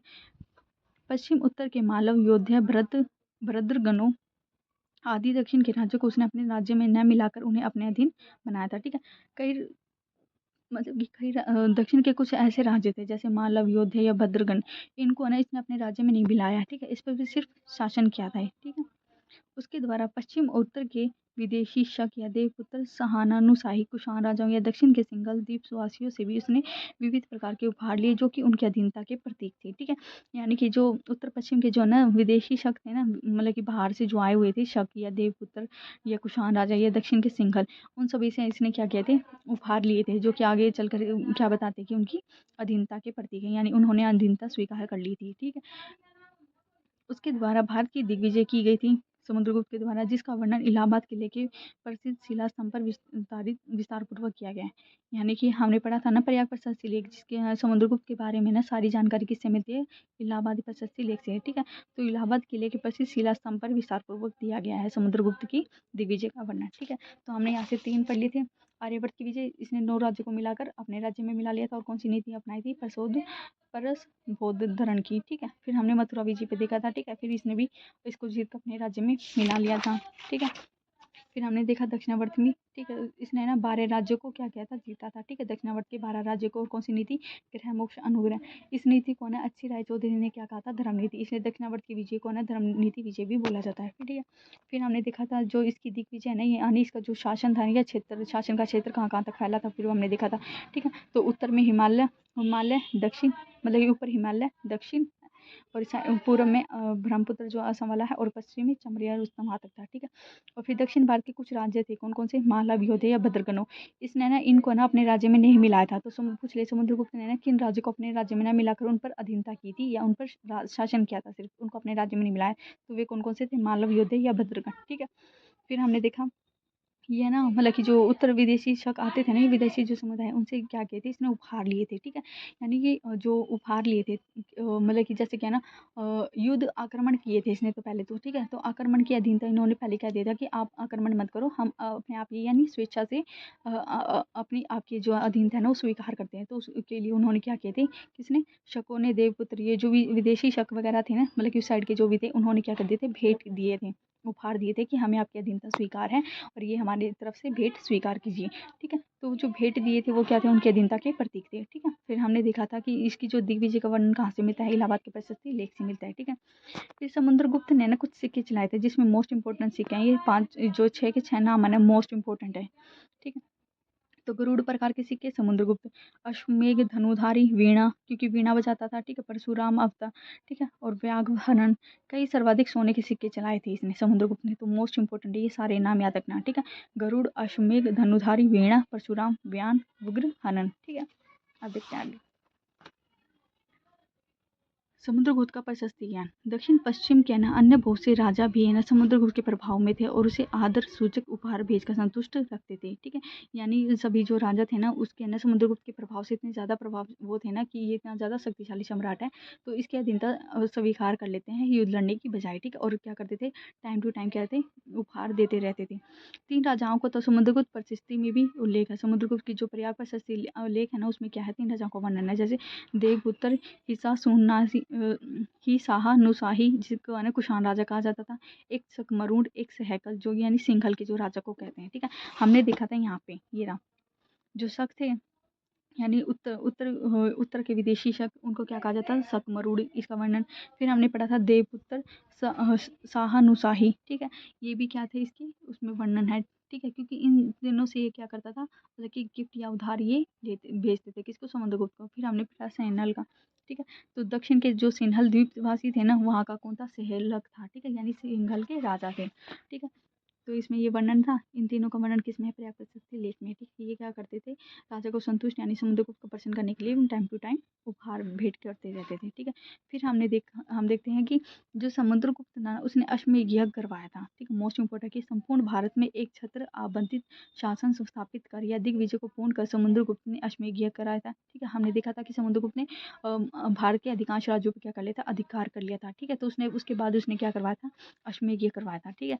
शिलालेखों में भी उसे ना अश्वमेधहर्ता या अनेकाश्वमेधायची बोला जाता है, किसको, समुद्रगुप्त को, क्योंकि है ना समुद्रगुप्त ने अश्वमेध यज्ञ करवाया था, ठीक है। तो अश्वमेध यज्ञ किसने करवाया था, समुद्रगुप्त ने। अश्वमेधाहर्ता किसको कहते हैं, देर से नए हुए अश्वमेध को फिर से प्रारंभ करने वाला, यानी अश्वमेध जो यज्ञ हम करवाते हैं ना तो उसको ना मतलब कि लेट चालू ना करके टाइम टू टाइम कर देना, अश्वमेध को फिर से प्रारंभ करने वाले को क्या कहते हैं, अश्वमेधाहर्ता कहते हैं। अनेका अश्वमेध याजी किसको कहते हैं, अनेक अश्वमेध यज्ञ करने वाले को क्या कहा जाता है, अनेका अश्वमेध याजी, ठीक है। तो यहाँ से दो याद रखना। प्रयाग की प्रशस्ति में इसका बहुत स्पष्ट संकेत है, समुद्रगुप्त के कुछ सिक्कों में यज्ञ है, अब जो अश्व का भी चित्र दिया गया है, ठीक है। यानी अश्व का जो अश्व ये करवाए थे ना तो इसके सिक्कों पर है ना अश्व का यानी घोड़े का भी चित्र है। ये सिक्के अश्वमेध यज्ञ के उपलक्ष्य में ही जारी किए गए थे, यानी जब मैंने समुद्रगुप्त ने अश्वमेध यज्ञ करवाया था ना तो इसी के उपलक्ष्य में कुछ सिक्के जारी किए गए थे, ठीक है। उन सिक्कों पर किसका चित्र है, अश्व का यानी घोड़ों का। इन सिक्कों में एक तरफ यज्ञ अश्व का चित्र है, यानी जब हम अश्वमेध यज्ञ करवाते हैं ना तो उसका चित्र है, और दूसरी तरफ के अश्वमेध की भावना को सुंदर शब्दों में प्रकट किया गया है, जैसे राजा धीराज पृथ्वी को जीतकर अब स्वर्ग की जय कर रहा है, उसकी शक्ति और तेज अप्रीतम है, ठीक है। यानी सुंदर शब्दों में लिखा गया था किस पे, सिक्कों पर, ठीक है। तो यहाँ से ये हो गया। फिर देखते हैं रानी। समुद्रगुप्त की अनेक रानियां थी, परंतु जो पट रानी का पद था ना दत्त देवी को प्राप्त था, ठीक है। समुद्रगुप्त की पत्नी मोस्ट इंपोर्टेंट वाली कौन सी थी, दत्त देवी थी, ठीक है, पट रानी का जितना था। फिर हमने देखा कि समुद्रगुप्त का जो राज्य चिन्ह है ना गरुड़ था, क्योंकि इसने गरुड़ नाम के क्या थे, सिक्के भी चलाए थे, ठीक है। गरुड़ प्रकार के सिक्के चलाए थे समुद्रगुप्त ने। तो इसका जो राज्य चिन्ह था ना, यानी इसके जो राज्य का चिन्ह था वो कौन था, गरुड़। लिच्छवी दोहित्र था, हमने देखा था। इसमें उपाधियां कौन कौन सी ली थी, व्याघ्र पराक्रमांक, ठीक है, अति प्रति रथ और पराक्रमण, ये तीन उपलब्धियां और हैं। हमने यहाँ पे तो देखी थी ना दो, कौन कौन सी, कविराज की और कौन सी थी, पराक्रमण सर्वराज्य छेदा की, ठीक है। तीन और है, व्याघ्र पराक्रमांक प्रतिरथ और पराक्रमांक, ठीक है, यानी कर्म पराक्रमांक है ना, जहाँ भी आ जाए ना समुद्रगुप्त डाल देना, ठीक है। व्याघ्र पराक्रमांक क्यों कहा जाता था, क्योंकि इसने व्याघ्र हनन प्रकार के क्या थे, सिक्के चलाए थे, ठीक। लंका के एक राजा थे कौन, मेघवर्ण ने गया बिहार में बौद्ध वन बनाने की अनुमति दी थी, किसको, समुद्रगुप्त को। यानी समुद्रगुप्त है ना, जो है ना लंका में ना एक है ना, वो सॉरी, समुद्रगुप्त है ना बिहार में ना बौद्ध मठ बनाना चाहता था, ठीक है। मतलब कि ये पूछा जाता है कि समुद्रगुप्त है ना कहाँ पे है ना बौद्ध मठ बनाना चाहता था, तो समुद्रगुप्त है ना गया बिहार में क्या था, बौद्ध मठ बनाना चाहता था। तो उसकी अनुमति उसने किससे ली थी, तो उसकी अनुमति उसने लंका के राजा थे एक मेघवन, उससे ली थी, ठीक है। तो ये हो गया हमारा समुद्रगुप्त भी कंप्लीट, ठीक है। फिर हमने देखा हरिसेन के बारे में, ठीक है। इसकी उपलब्धियां कौन कौन सी थी वो सारी पढ़ी हमने। दिग्विजय का वर्णन कहाँ से मिलता है, या इसका जो शासन था वो कहाँ से कहाँ तक था, फिर सिक्के देखे हमने इसकी, ठीक है। फिर प्रयाग जो इसकी जो मतलब कि इलाहाबाद परिषद लेकर उसमें किस किस का वर्णन है वो देखा हमने। अश्वमेध करवाया था उसके बारे में पढ़ा, ठीक है। पटरानी का पढ़ा, इसका गरुड़ राज्य चिन्ह कौन था, गरुड़, ठीक है। अब देख लेते हैं शॉर्ट में।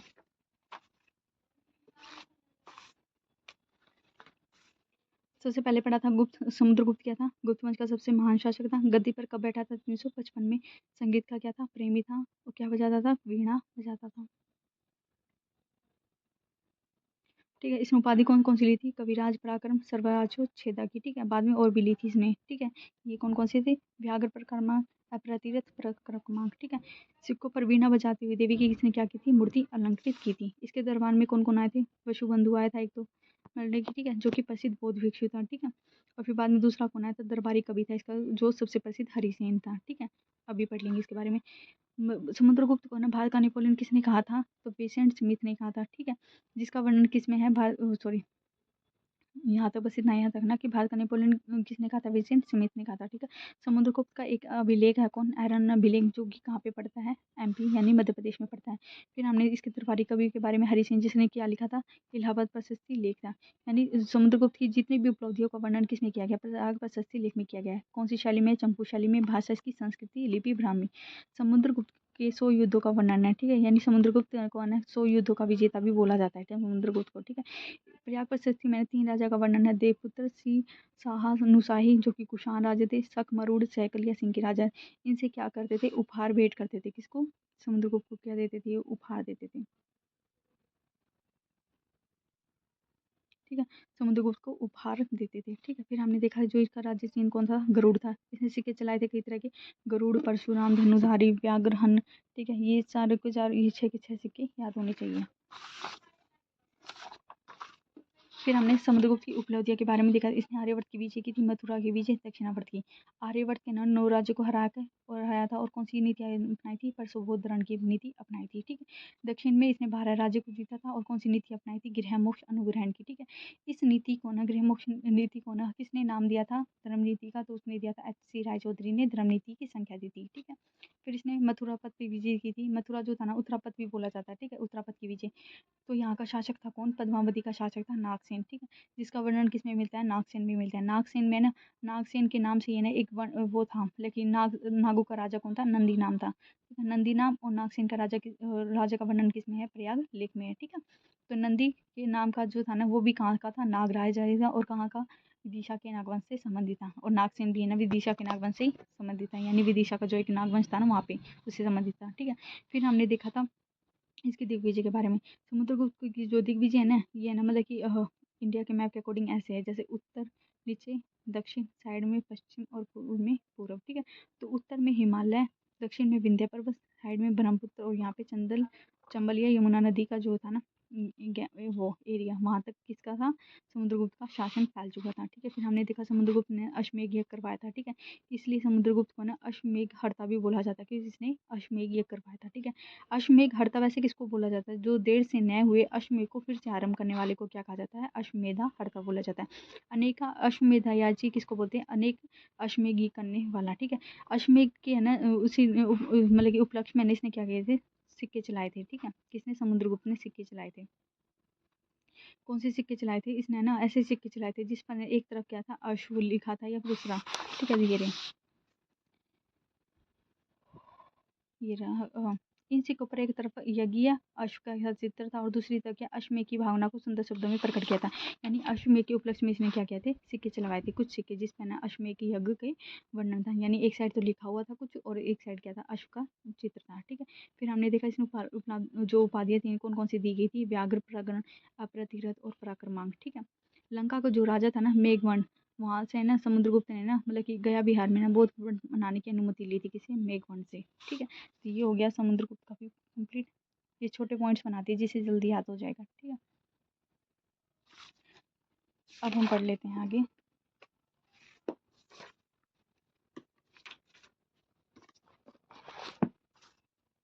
चंद्रगुप्त द्वितीय के बारे में पढ़ते हैं। ठीक है, 380 में क्या था, राजगद्दी पर बैठा था। ये अपने वश में सबसे बड़ा पराक्रमी शासक हुआ करता था। कौन, चंद्रगुप्त द्वितीय। अपने राज्य में इसने ना क्या किया था, मालवा, काठियावाड़, गुजरात, उज्जैनी को अपने साम्राज्य में मिलाकर उसने अपने पिता के राज्य को और ज्यादा विस्तार कर दिया।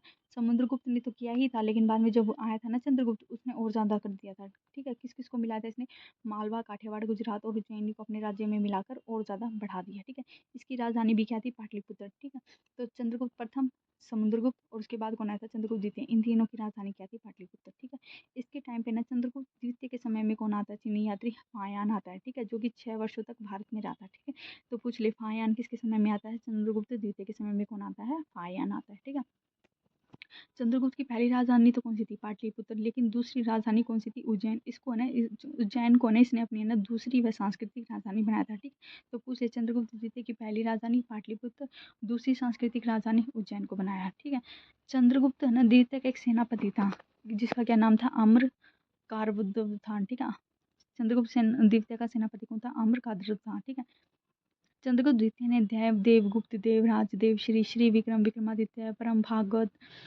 नरेंद्र चंद्र सिंह विक्रम, अजीत विक्रम आदि की क्या ली थी, उपाधियां ली थी। ठीक है, यानी इसने बहुत ज्यादा उपाधियां ली थी। तो पूछ ले गुप्त काल में सबसे ज्यादा ना उपाधि किसने ग्रहण की थी, वो किसने की थी, चंद्रगुप्त द्वितीय ने धारण की थी।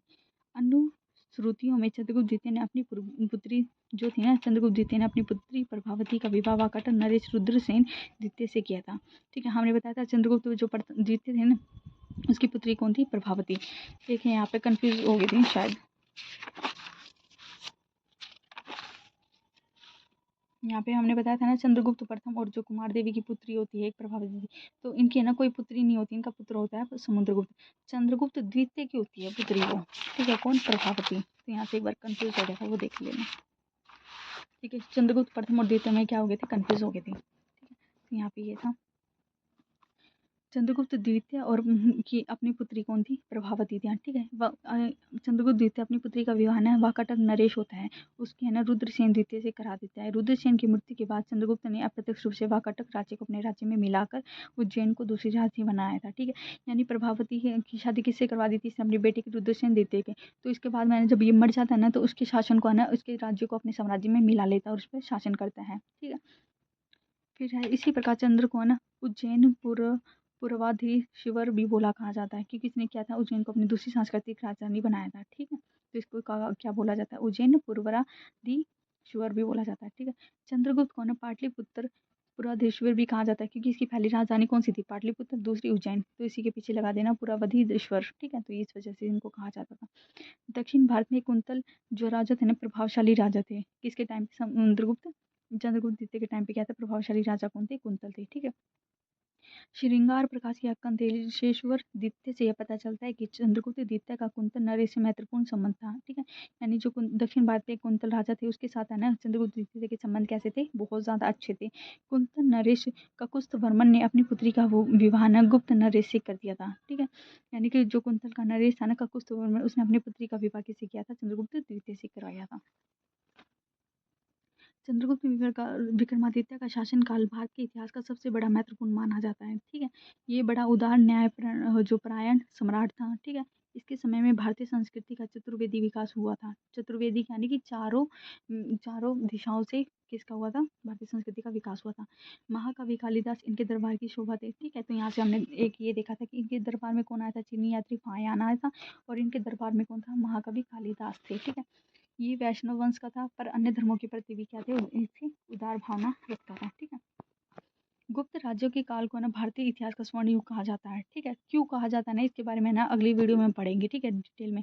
ठीक है, तो बस इतना यहाँ से रखना है। प्राचीन भारत का ना जो स्वर्ण युग है ना, किसको कहा जाता है? गुप्त काल को ही कहा जाता है। जिसका श्रेय किसको जाता है? सिर्फ चंद्रगुप्त विक्रमादित्य को जाता है। इसकी जो शासन व्यवस्था ने इतनी ज़्यादा अच्छी थी ना, जिसकी वजह से क्या हो गया था, जो है ना भारतीय संस्कृति है ना, भारतीय इतिहास का सबसे ज़्यादा जो विकास है ना, उस चंद्रगुप्त द्वितीय के टाइम पे हुआ था। ठीक है, तो इसकी जो शासन व्यवस्था है इतनी ज़्यादा अच्छे से, इतनी अच्छे प्रॉपर तरीके से चलाई गई थी। ठीक है, इस वजह से ना इसका गुप्त काल को स्वर्ण युग का जो श्रेय है वो किसको जाता है? चंद्रगुप्त विक्रमादित्य को जाता है। ठीक है, कुछ विद्वानों के मत में 57 ईस्वी पूर्व में विक्रमादित्य नाम का कोई राजा ही नहीं था, ऐसा कहा जाता है। ठीक है, और चंद्रगुप्त द्वितीय ने ही अवंती विजय के पश्चात मालव संवत, जो कि 57 ईस्वी में प्रारंभ हुआ था, विक्रम संवत का नाम दे दिया था। ठीक है, तो विक्रम संवत की स्थापना कब हुई थी? 57 बीसी ईस्वी में हुई थी, जो कि किसने चालू की थी? चंद्रगुप्त द्वितीय ने चालू की थी। हमने कौन कौन से पढ़े? संघ संवत पढ़ा, 78 ईस्वी में स्थापना हुई थी। ठीक है, शक संवत की कनिष्क के टाइम पे चलाया गया था। फिर हमने पढ़ा गुप्त संवत। ठीक है, गुप्त संवत की ये रहा।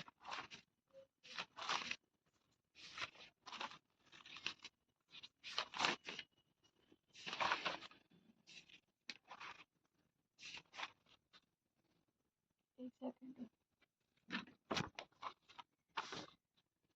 शक संवत देखा था 78 ईस्वी में, किसने? कनिष्क ने चलाया था। फिर चलाया था गुप्त संवत, जो कि किसने चलाया था? घटोत्कच, यानी जो चंद्रगुप्त प्रथम था ना, उसने चलाया था गुप्त संवत। ठीक है, 78 में शक गुप्त, 319 में किसने? चंद्रगुप्त प्रथम ने।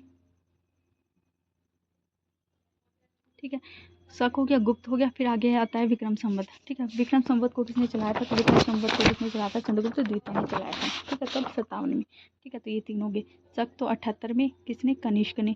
गुप्त चंद्रगुप्त प्रथम ने, कब? 9 मार्च 319 को, 319 में। ठीक है, शक और गुप्त के बीच अंतर कितना है? 241 वर्षों का अंतर है। ठीक है, और 57 ईस्वी में चंद्रगुप्त विक्रमादित्य ने, यानी जो द्वितीय थे ना चंद्रगुप्त द्वितीय, उन्होंने क्या चलाया था? विक्रम संवत चलाया था। ठीक है, चंद्रगुप्त द्वितीय कौन था? समुद्रगुप्त का कौन था? पुत्र था। ठीक है, समुद्रगुप्त का पुत्र चंद्रगुप्त द्वितीय समस्त गुप्त राजाओं में सर्वाधिक शौर्य व वीरोचित गुणों से क्या था? संपन्न था। ठीक है, शकों पर विजय प्राप्त करके उसने विक्रमादित्य की उपाधि धारण की थी। ठीक है, यानी इसने ना, मतलब कि चंद्रगुप्त द्वितीय ने ना विक्रमादित्य की उपाधि धारण कब की थी?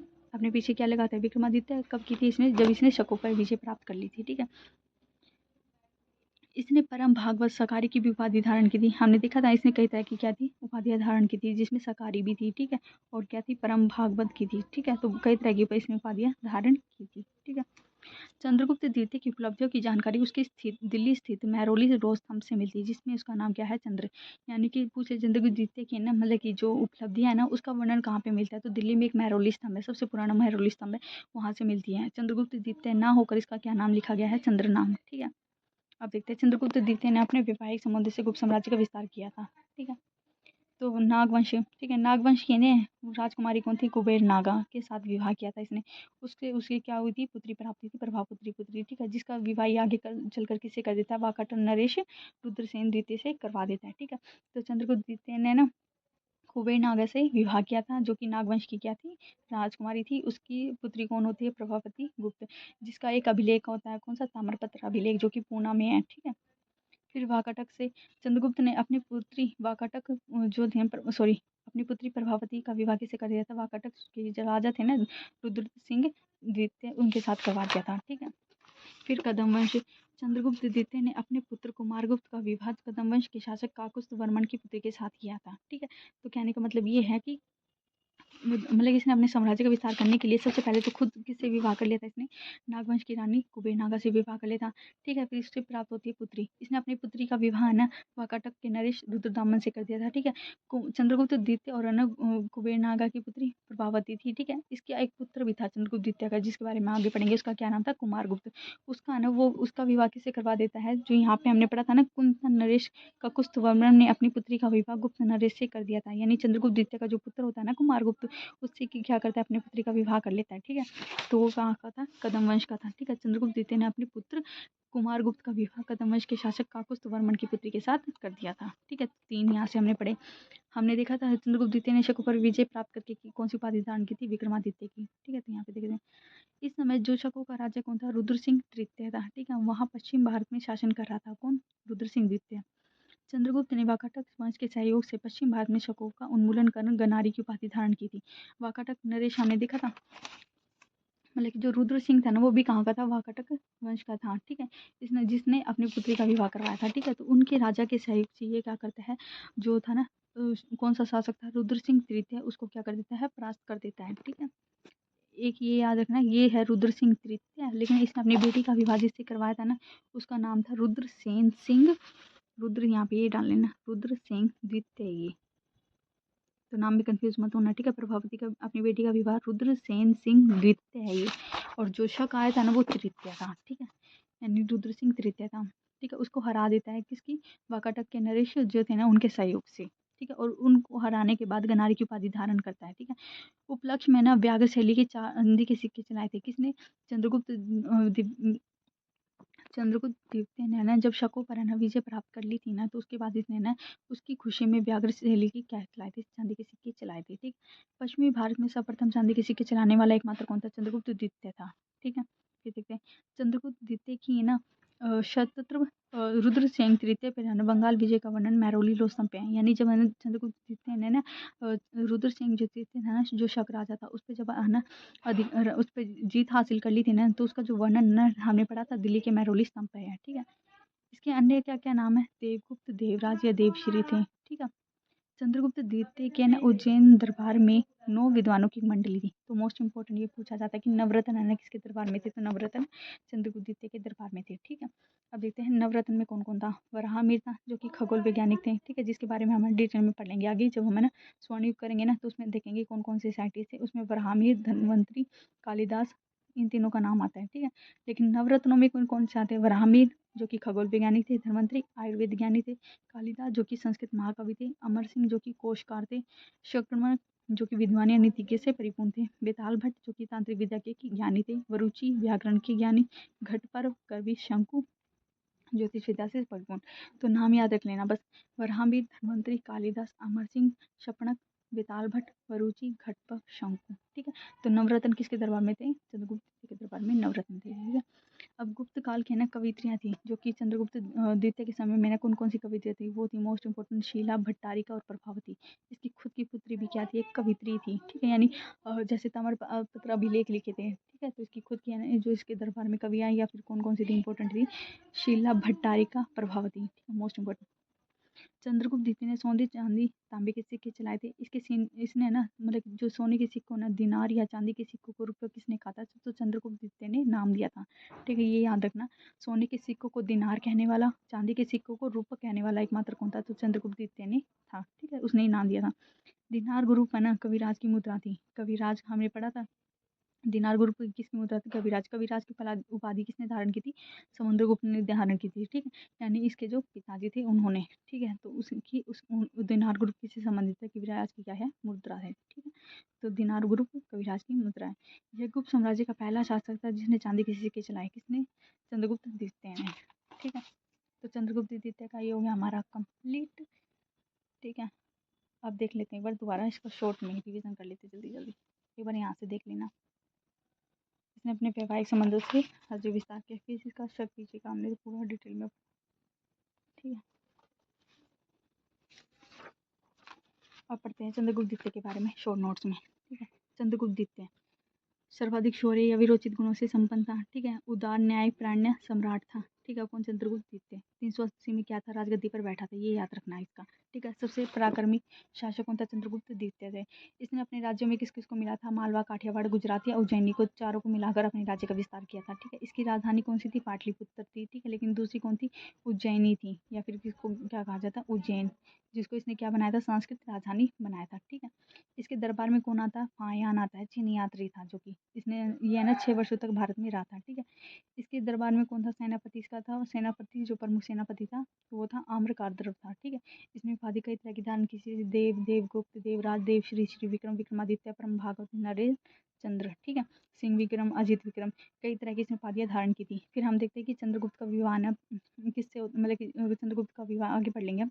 चंद्रगुप्त है ना मतलब कि है ना विवाह होता है किससे, कुबेर नागा से होते। उन दोनों की पुत्री कौन होती है, यहाँ पे लिख ही लो। चंद्रगुप्त की पत्नी कौन होती है, कुबेर नागा होती है, ठीक है। इन दोनों से कौन सी पुत्री प्राप्त होती है? प्रभावती गुप्त होती है, जिसका विवाह न चंद्रगुप्त किससे करा देता है? रुद्रसेन द्वितीय से करवा देता है, जो कि वाकाटक वंश का क्या होता है? नरेश होता है। ठीक है। मृत्यु के बाद वाकाटक वंश का ना शासन किसके हाथों में आ जाता है? चंद्रगुप्त द्वितीय के हाथों में आ जाता है। ठीक है।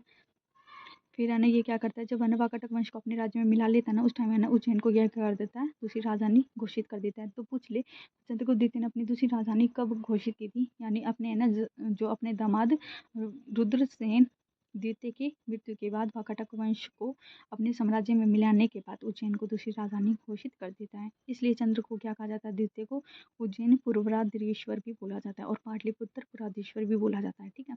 फिर हम देखते हैं कि दक्षिण भारत का ना एक राजा होता है, कौन? कुंतल जगह होती है, वहाँ का प्रभावशाली राजा होता है, जिसका क्या नाम था? ककुस्थवर्मन नाम था। ठीक है। दक्षिण भारत में कुंतल का एक राजा था, ककुस्थवर्मन। इसने अपनी पुत्री का विवाह ना चंद्रगुप्त द्वितीय का ना एक बेटा होता है, कौन? कुमारगुप्त, उससे करवा देता है। ठीक है। ककुस्थवर्मन अपनी पुत्री का विवाह चंद्रगुप्त के बेटे से करवा देता है। फिर देखते हैं आगे। ये क्या था? वैष्णवन था। वैष्णव था, यानी कि इस अन्य धर्मों को भी मानता था, लेकिन वैष्णव धर्म से संबंधित था। ठीक है। उदार न्यायपरायण सम्राट था। ठीक है। भारतीय संस्कृति का सबसे ज्यादा विकास या चतुर्विक विकास किसके टाइम पे हुआ था? चंद्रगुप्त द्वितीय के टाइम पे हुआ था। इसके दरबार में कालिदास भी थे। ठीक है। 3 लोगों का नाम यहाँ से याद रखना। दरबार में कौन थे? कालिदास थे। ठीक है। चीनी यात्री फायान आता। सेनापति कौन था? आम्र का था। ठीक है। गुप्त काल को ना स्वर्ण युग है ना क्यों कहा जाता है भारतीय इतिहास का? क्योंकि ना सारा श्रेय किसको जाता है? चंद्रगुप्त द्वितीय की शासन व्यवस्था को जाता है। ठीक है। चंद्रगुप्त द्वितीय ने अवंती विजय के बाद मालवा संवत यानी 57 ईस्वी में प्रारंभ किया था। इसको है ना फिर विक्रम संवत नाम दे दिया गया था। ठीक है। यानी चंद्रगुप्त द्वितीय ने जब अवंती की विजय के बाद क्या चालू किया था? वो मालव संवत चालू किया था। तो पूछ ले, पहले नाम क्या था इसका? मालव संवत था। ठीक है। बाद में इसका नाम विक्रम संवत किया गया था। ठीक है। तो कब? 57 ईस्वी में। ठीक है। तो यहाँ से ये वाला हो गया था। और हाँ, ये वो और याद रखना कौन सा? शक संवत और ये वाला। ठीक है। तो यहाँ से 3 क्वेश्चन ये जरूर बन सकते हैं। शक संवत को चालू करने वाला कनिष्क 78 ईस्वी में। गुप्त संवत को चालू करने वाला चंद्रगुप्त प्रथम। ठीक है। कब? 9 मार्च 319 को। ठीक है। इन दोनों के बीच गैप कितने सालों का है? 241 सालों का। ठीक है। फिर है ना चंद्रगुप्त द्वितीय ने ना जब अवंती की विजय प्राप्त की थी ना, तो उसके बाद इसने मालव संवत चालू किया था, लेकिन जिसका नाम बाद में क्या हो गया था? विक्रम संवत। विक्रम संवत की स्थापना 57 ईस्वी में। ठीक है। फिर इसने शकों पर विजय प्राप्त करके क्या की थी? विक्रमादित्य की उपाधि धारण की थी। इसने शकों पर विजय प्राप्त करने के लिए क्या किया था? अपने जो इसके दामाद थे ना, उसका जो वाकाटक वंश था ना, उसकी हेल्प ली थी शकों पर विजय प्राप्त करने के लिए। ठीक है। उसके बाद है ना गनारी की भी उपाधि धारण करता है ये शकों पर विजय प्राप्त करने के बाद। ठीक है। और उपलक्ष्य में ना चांदी के सिक्के भी चलाता है। ठीक है। वो हम आगे देख लेंगे। चंद्रगुप्त द्वितीय की उपलब्धियों की जो जानकारी है ना, कहाँ से मिलती है? महरौली का लोह स्तंभ है दिल्ली में, वहाँ पे है, और इसमें इसका क्या नाम बताया गया है? चंद्र। ठीक है। फिर देखते हैं विवाह के बारे में चंद्रगुप्त द्वितीय के। चंद्रगुप्त द्वितीय का जो नागवंश था ना, इससे है ना जो नागवंश की राजकुमारी है कुबेरना का, उससे क्या करता है चंद्रगुप्त द्वितीय? खुद विवाह करता है। चंद्रगुप्त किससे विवाह करता है? नागवंश की राजकुमारी कुबेरनागा से करता है। ठीक है। चंद्रगुप्त और कुबेरनागा की कौन सी पुत्री होती है? प्रभावती गुप्त। ठीक है। इसका कौन सा अभिलेख होता है? यानी ये एक कवि भी थी और क्या थी? इसने ताम्रपत्र अभिलेख लिखा था एक। ठीक है। ताम्रपत्र अभिलेख बार बार करेंगे ना तभी याद होगा। ठीक है। जो कि कहाँ पे है? पूना में है। ठीक है। फिर वाकाटक वंश से क्या करता है चंद्रगुप्त है ना, क्या करता है? अपनी प्रभावती जो थी ना, इसकी जो बेटी थी, उसका विवाह करवा देता है। किससे? रुद्रसेन सिंह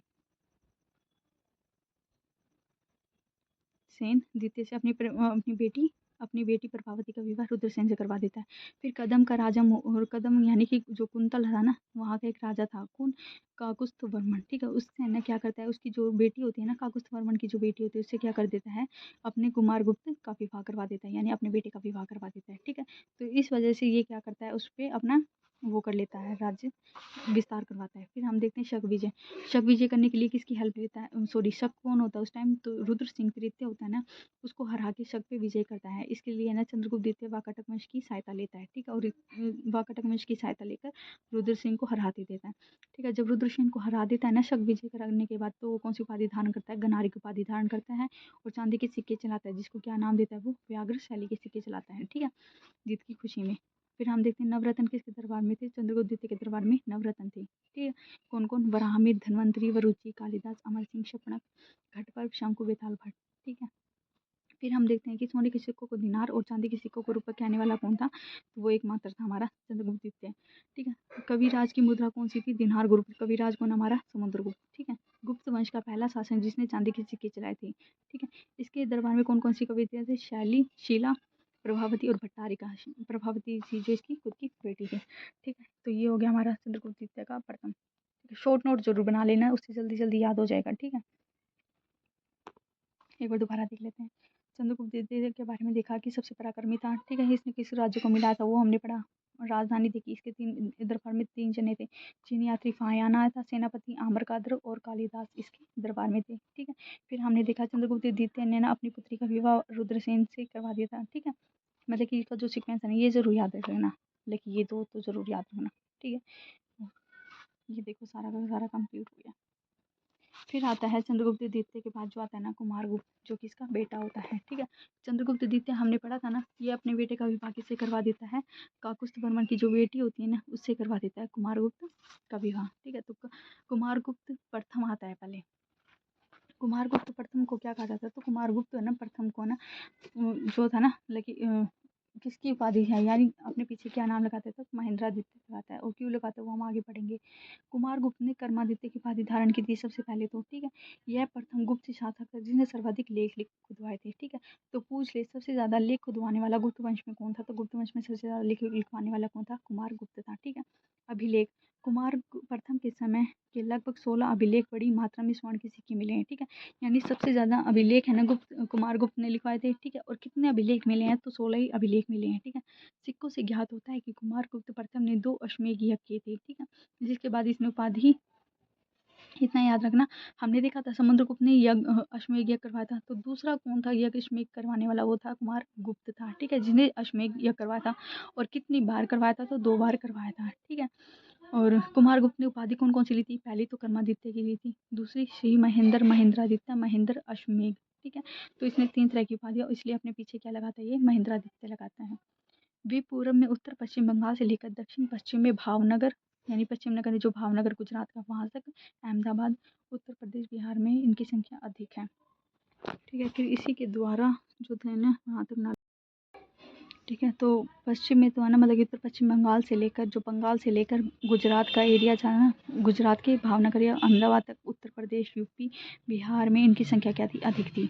इसके द्वारा सहयोग से ना नालंदा विश्वविद्यालय का निर्माण हुआ था। ठीक है, नालंदा विश्वविद्यालय की स्थापना किसने की थी, कुमारगुप्त प्रथम ने की थी। ठीक है, तो मोस्ट इंपॉर्टेंट ये क्वेश्चन पूछा जाता है यहाँ से, नालंदा विश्वविद्यालय की स्थापना किसने की थी, कुमारगुप्त ने की थी। ठीक है, इसका ना नाम क्या था, नालंदा का जो नाम था ना, दूसरा नाम था मृगशिखावन, यानी नालंदा विश्वविद्यालय का नाम पूछ ले तो क्या था, मृगशिखावन था। यह विश्व का प्रथम पूर्णतः आवासीय विश्वविद्यालय था। ठीक है, कौन सा, मृगशिखावन वाला, या फिर नालंदा विश्वविद्यालय।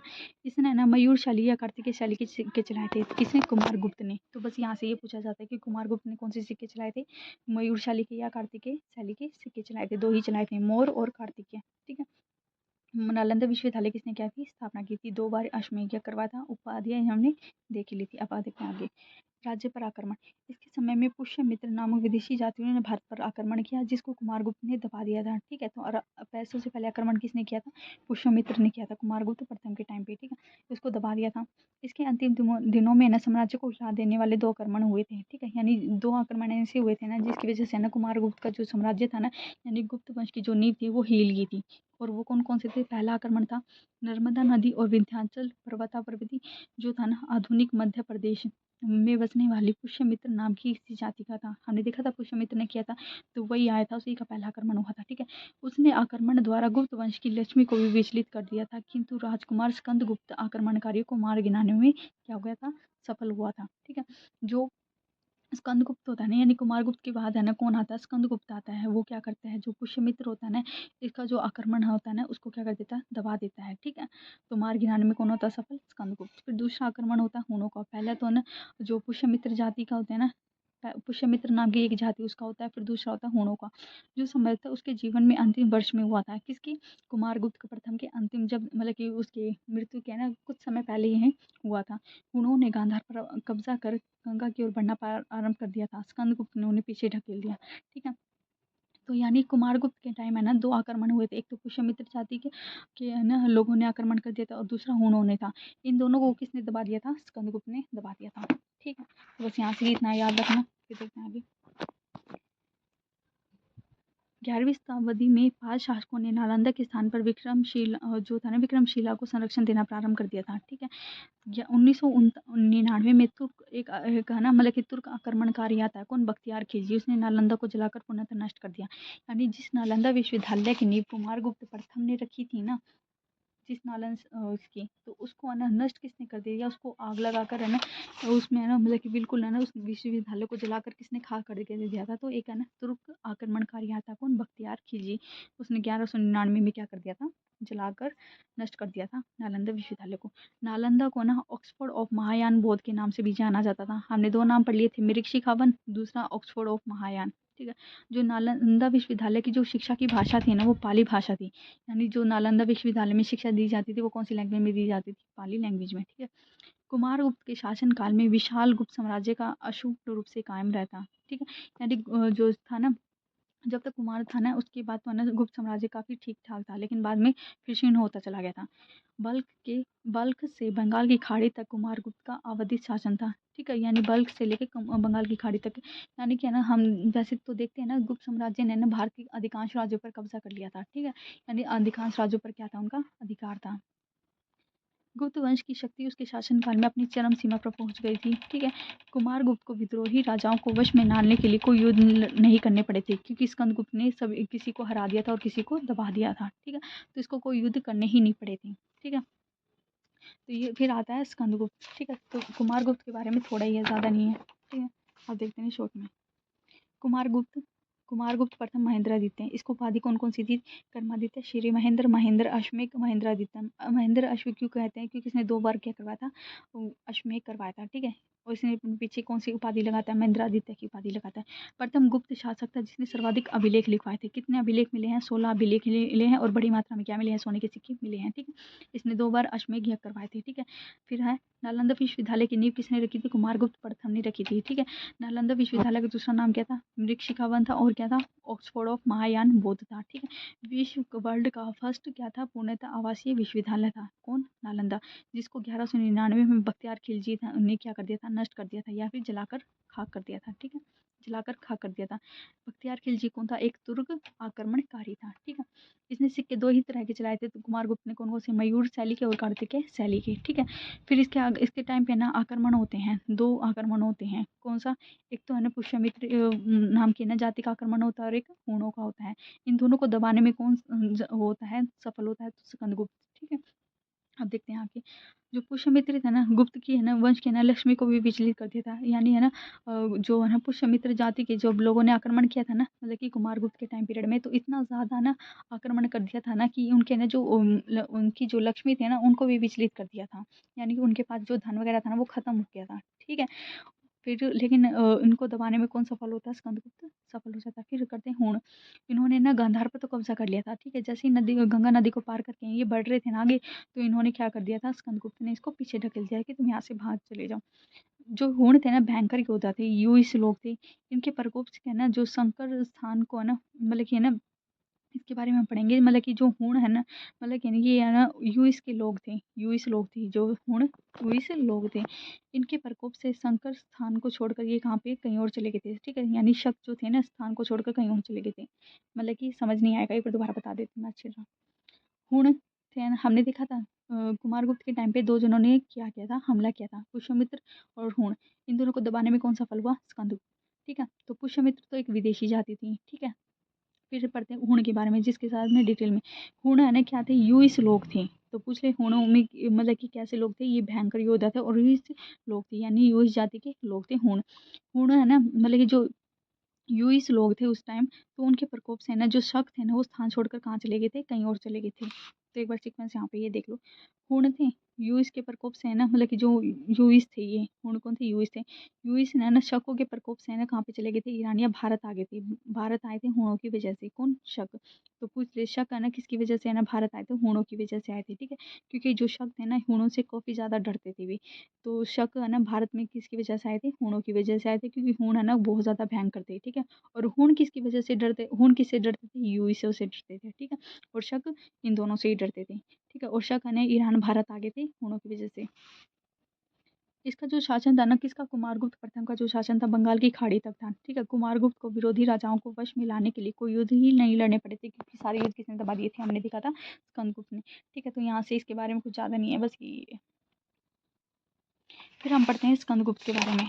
ठीक है, इसके बाद कौन आता है? स्कंदगुप्त आता है। ठीक है, यह गुप्त वंश का अंतिम योग्य शासक था जिसकी जानकारी इसके भीतरी स्तंभ लेख या जूनागढ़ अभिलेख से क्या करती है? मिलती है। ठीक है, इसके द्वारा महेंद्रादित्य शंकरादित्य की उपाधि धारण की थी। ठीक है, स्कंदगुप्त का इन्हें जानकारी कहाँ से मिलती है? भीतरी स्तंभ लेख से, जो कि जूनागढ़ का अभिलेख है। जूनागढ़ कहाँ पे? हमारा गुजरात में है। ठीक है, तो वहाँ से मिलती है स्कंदगुप्त की जानकारी। ठीक है, इसने 2 तरह की उपाधि धारण की थी, महेंद्रादित्य और शंकरादित्य की।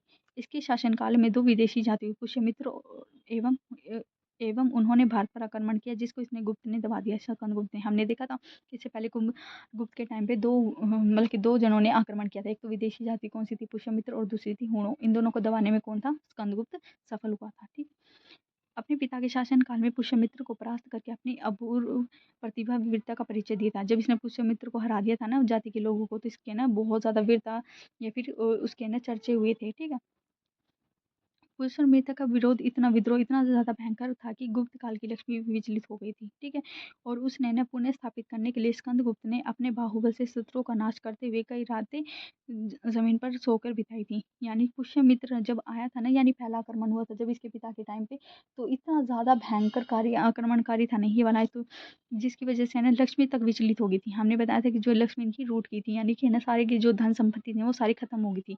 तो है ना स्कंदगुप्त मतलब कि ना स्कंदगुप्त को ने ये सोच लिया कि मुझे है ना पुष्यमित्र को हराना ही है। ठीक है, अपने बाहुबल से फिर क्या करता है? शत्रुओं का नाश करता है। किसका? पुष्यमित्र का। ठीक है, इनकी जो लक्ष्मी विचलित हो गई थी, यानी धन सारा चला गया था, तो इनको ना कई रात है ना, यानी कि जब तक है ना पुष्यमित्र को हरा नहीं दिया था ना इसने, तब तक है ना इनको है ना कहाँ पे सोना पड़ा था? जमीन पर सोना पड़ गया था, क्योंकि धन का भाव हो गया था, यानी इनकी जो धन संपत्ति थी ज्यादातर चली गई थी। ठीक है, तो यानी पुष्यमित्र का विनाश करने के लिए इसको कई रातें जमीन पर सोना पड़ा था। फिर हुणों की पराजय, हमने देखा था हुणों को पराजित करने वाला कौन था? स्कंदगुप्त था। इसके शासनकाल में महत्वपूर्ण घटना हुणों की पराजय है। हुण है ना बड़े ही भयंकर मलेच्छ योद्धा थे। ठीक है, ये मलेच्छ थे। उन्हीं के आक्रमण के कारण हुए से लोग अपने प्राचीन निवास को छोड़कर शक स्थान की ओर बढ़ने लगे, बाधा हुए थे। ठीक है, जो यहाँ पे मैंने बताया था ना, यहाँ से चाहे अगर आपको नहीं समझ में आएगा ना तो यहाँ से एक बार आ जाएगा। ठीक है, अब आएगा, देखो हमने देखा था, ये देखो हुण है ना सबसे बड़े भयंकर क्या थे? योद्धा थे। तो इनके डर से ना यूइश के जो लोग थे ना, उन्होंने अपने ना जो स्थान था ना उनको छोड़कर है ना कहाँ पे चले गए थे? शक स्थान की, यहाँ पे जहाँ पे शक रहते थे ना वहाँ पे चले गए थे। ठीक है, यानी यूइश से, यूइश किससे डरती थी? हुणों से डरती थी। और ये है ना ये कहाँ पे चले गए थे? शक स्थान की, जहाँ पर शक रहते थे। ठीक है, और यूइशों से खदेड़ जाकर शक लोग ईरान पे वहां से चले गए थे। यूइस कहाँ पे जाके बस गए थे? शकों के पास बस गए थे, जाके शक स्थान थे। और शक है ना यूज से डरते थे, तो शक कहाँ पे चले गए थे? ईरान या भारत की ओर आ गए थे। ठीक है, तो शक है ना जब भारत या ईरान में आए थे, किसकी वजह से आए थे? तो एक तरह से हुणों की वजह से आए थे। ठीक है, तो अब यहाँ से समझ में आ जाएगा। हुणों से है ना कौन डरता था? यूज जाति के लोग थे, तो वे कहाँ चले गए थे? शक के जो स्थान था ना, जब जहाँ पे शक रहते थे वहाँ पे चले गए थे। शक किससे डरते थे? यूई से, तो उनके डर से ये कहाँ पे आ गए थे? ईरान या भारत में आ गए थे। ठीक है, तो ये सीक्वेंस है इनका ना, याद रखना। ठीक है, वो थोड़ा बताते वक्त है ना थोड़ा सा गड़बड़ हो गया था। ठीक है, हुण किससे डरते थे? सॉरी, यूइस किससे डरते थे? हुणों से। तो इन्होंने अपना स्थान छोड़कर कहाँ पे आ गए थे? जहाँ पे शक रहते थे वहां आ गए थे। ठीक है, लेकिन जब उन्होंने देखा कि यूइस है ना उनके स्थान पर आ गए, तो ये कहाँ पे आ गए थे? ये ईरान या भारत आ गए थे। किससे? यूइस के प्रकोप से। ठीक है, तो एग्जैक्ट सीधा ये आंसर पूछा जाता है कि भारत में है ना जो शक है ना वो किसकी वजह से आए थे? तो हुणों की वजह से आए थे। ठीक है, देखो हुणों के हमलों का ही परिणाम था कि शक और यूइस है ना लोग भारत में प्रविष्ट हो गए थे। ठीक है, स्कंदगुप्त के समय में हुण जो लोग थे ना गांधार से आगे नहीं बढ़ सके थे, क्योंकि है ना स्कंदगुप्त ने उनको वहीं से पीछे धकेल दिया था। ठीक है, तो हुणों की पराजय के बारे में हमने अच्छे से पढ़ा। अब देखते हैं स्कंदगुप्त ने सिक्के कौन कौन से चलाए थे। सोने के सिक्के कम पाए गए थे। इसका टाइम आते आते ना क्या हो गया था कि मतलब कि जो सिक्के या फिर अभिलेख वगैरह ना बहुत ज़्यादा कम हो गए थे। सोने के सिक्के कम पाए गए। हुणों के साथ युद्ध के कारण गुप्त साम्राज्य का जो राज्य कोष था ना बिल्कुल खत्म हो गया था। हमने देखा था ना, मतलब कि 2 ही आक्रमण में है ना क्या हो गया था कि जो कुमारगुप्त के प्रथम के टाइम पे क्या हो गया था, जो उनकी जो लक्ष्मी थी ना वो विचलित हो गई थी, यानी कि जो धन संपत्ति उनकी सारी खत्म हो गई थी, उनके जो राजकोष थे वो सारे खाली हो गए थे, और सिक्कों में सोने की मात्रा भी कम हो गई थी। ठीक है, यानी इतना ज़्यादा भयंकरकारी आक्रमण था ना जो हुणों का और पुष्यमित्रों का, उसकी वजह से क्या हो गया था, इनका जो सारा धन था वो सारा खत्म हो गया था। ठीक है, तो सिक्के वगैरह इन्होंने चलाए ही नहीं थे। बस एक था मोस्ट इम्पोर्टेंट था कि स्कंदगुप्त ने वृषभ शैली के क्या थे? सिक्के चलाए थे। इसके काल में सोने के सिक्कों में मिलावट होना प्रारंभ हो गई थी, जो उनकी कमजोर आर्थिक स्थिति का क्या थी? प्रतीक थी। ठीक है, यानी स्कंदगुप्त के क्या बाद है ना क्या हो गया था? गुप्त काल का हाश होने लगा था, यानी गुप्त काल है ना बिल्कुल खत्म होने के कगार पर आने लगा था, धीरे धीरे आया था, एकदम से नहीं, ठीक है। इसके काल में सौराष्ट्र जो प्रांत का राज्यपाल था कौन, पुरंदर, तथा वहाँ का प्रशासक कौन था, चक्रपाली, जिसने कि सुदर्शन झील के बांध का पुनर्निर्माण करवाया था, ठीक है। तो पूछ ले, स्कंदगुप्त ने वृषभशाली के क्या थे, सिक्के चलाए थे, तो इसी के काल में बताते हैं सिर्फ, ठीक है। तो पूछ रहे जो था ना सुदर्शन झील का ना पुनर्निर्माण किसके शासन काल में हुआ था, तो स्कंदगुप्त के काल में हुआ था। और किसने करवाया था, सौराष्ट्र यानी गुजरात प्रांत का जो है ना कौन था, राज्यपाल था पुरंदर, और वहाँ का शासक यानी सौराष्ट्र प्रांत का ये शासक प्रशासक कौन था, चक्रपाली। इन दोनों ने मिलकर सुदर्शन झील की बांध का पुनर्निर्माण करवाया था। वैसे हमने देखा था ना, जब हमने कौन सा पढ़ा था, मौर्य वंश पढ़ा, तो हमने देखा था सुदर्शन झील का निर्माण किसने करवाया था, चंद्रगुप्त ने करवाया था, सॉरी चंद्रगुप्त मौर्य ने करवाया था, ठीक है। चंद्रगुप्त मौर्य ने करवाया था, ये यहाँ पे आ जाएगा। किसके साथ मिलकर, रुद्रदामन फर्स्ट के साथ मिलकर करवाया था, ठीक है। उसने गिरिनार की प्राचीन सुदर्शन झील को फिर से मरम्मत करवाई थी, ठीक है। किसने, स्कंदगुप्त के ने बाद में क्या किया था, सुदर्शन झील पर ना बांध का पुनर्निर्माण तो किसने करवा दिया था, परंदत और चक्रपाली ने, ठीक है। लेकिन बाद में सुदर्शन झील को ना फिर से मरम्मत करवाई किसने थी, स्कंदगुप्त ने। इस झील का निर्माण किसने करवाया था, सम्राट चंद्रगुप्त मौर्य के समय में हुआ था, ठीक है। मतलब कि उन्होंने ही करवाया था, ठीक है। सुदर्शन झील का निर्माण किसने करवाया था, चंद्रगुप्त मौर्य ने करवाया था। और किसके साथ मिलकर, चंद्रगुप्त वो रुद्रदमन फर्स्ट के साथ मिलकर, ठीक है। फिर है स्कंदगुप्त के पश्चात गुप्त साम्राज्य का क्या हो गया था, पतन स्टार्ट हो गया था, ठीक है। तो स्कंदगुप्त के बारे में इतना ही है। अब देख लेते हैं एक बार शॉर्ट नोट्स में।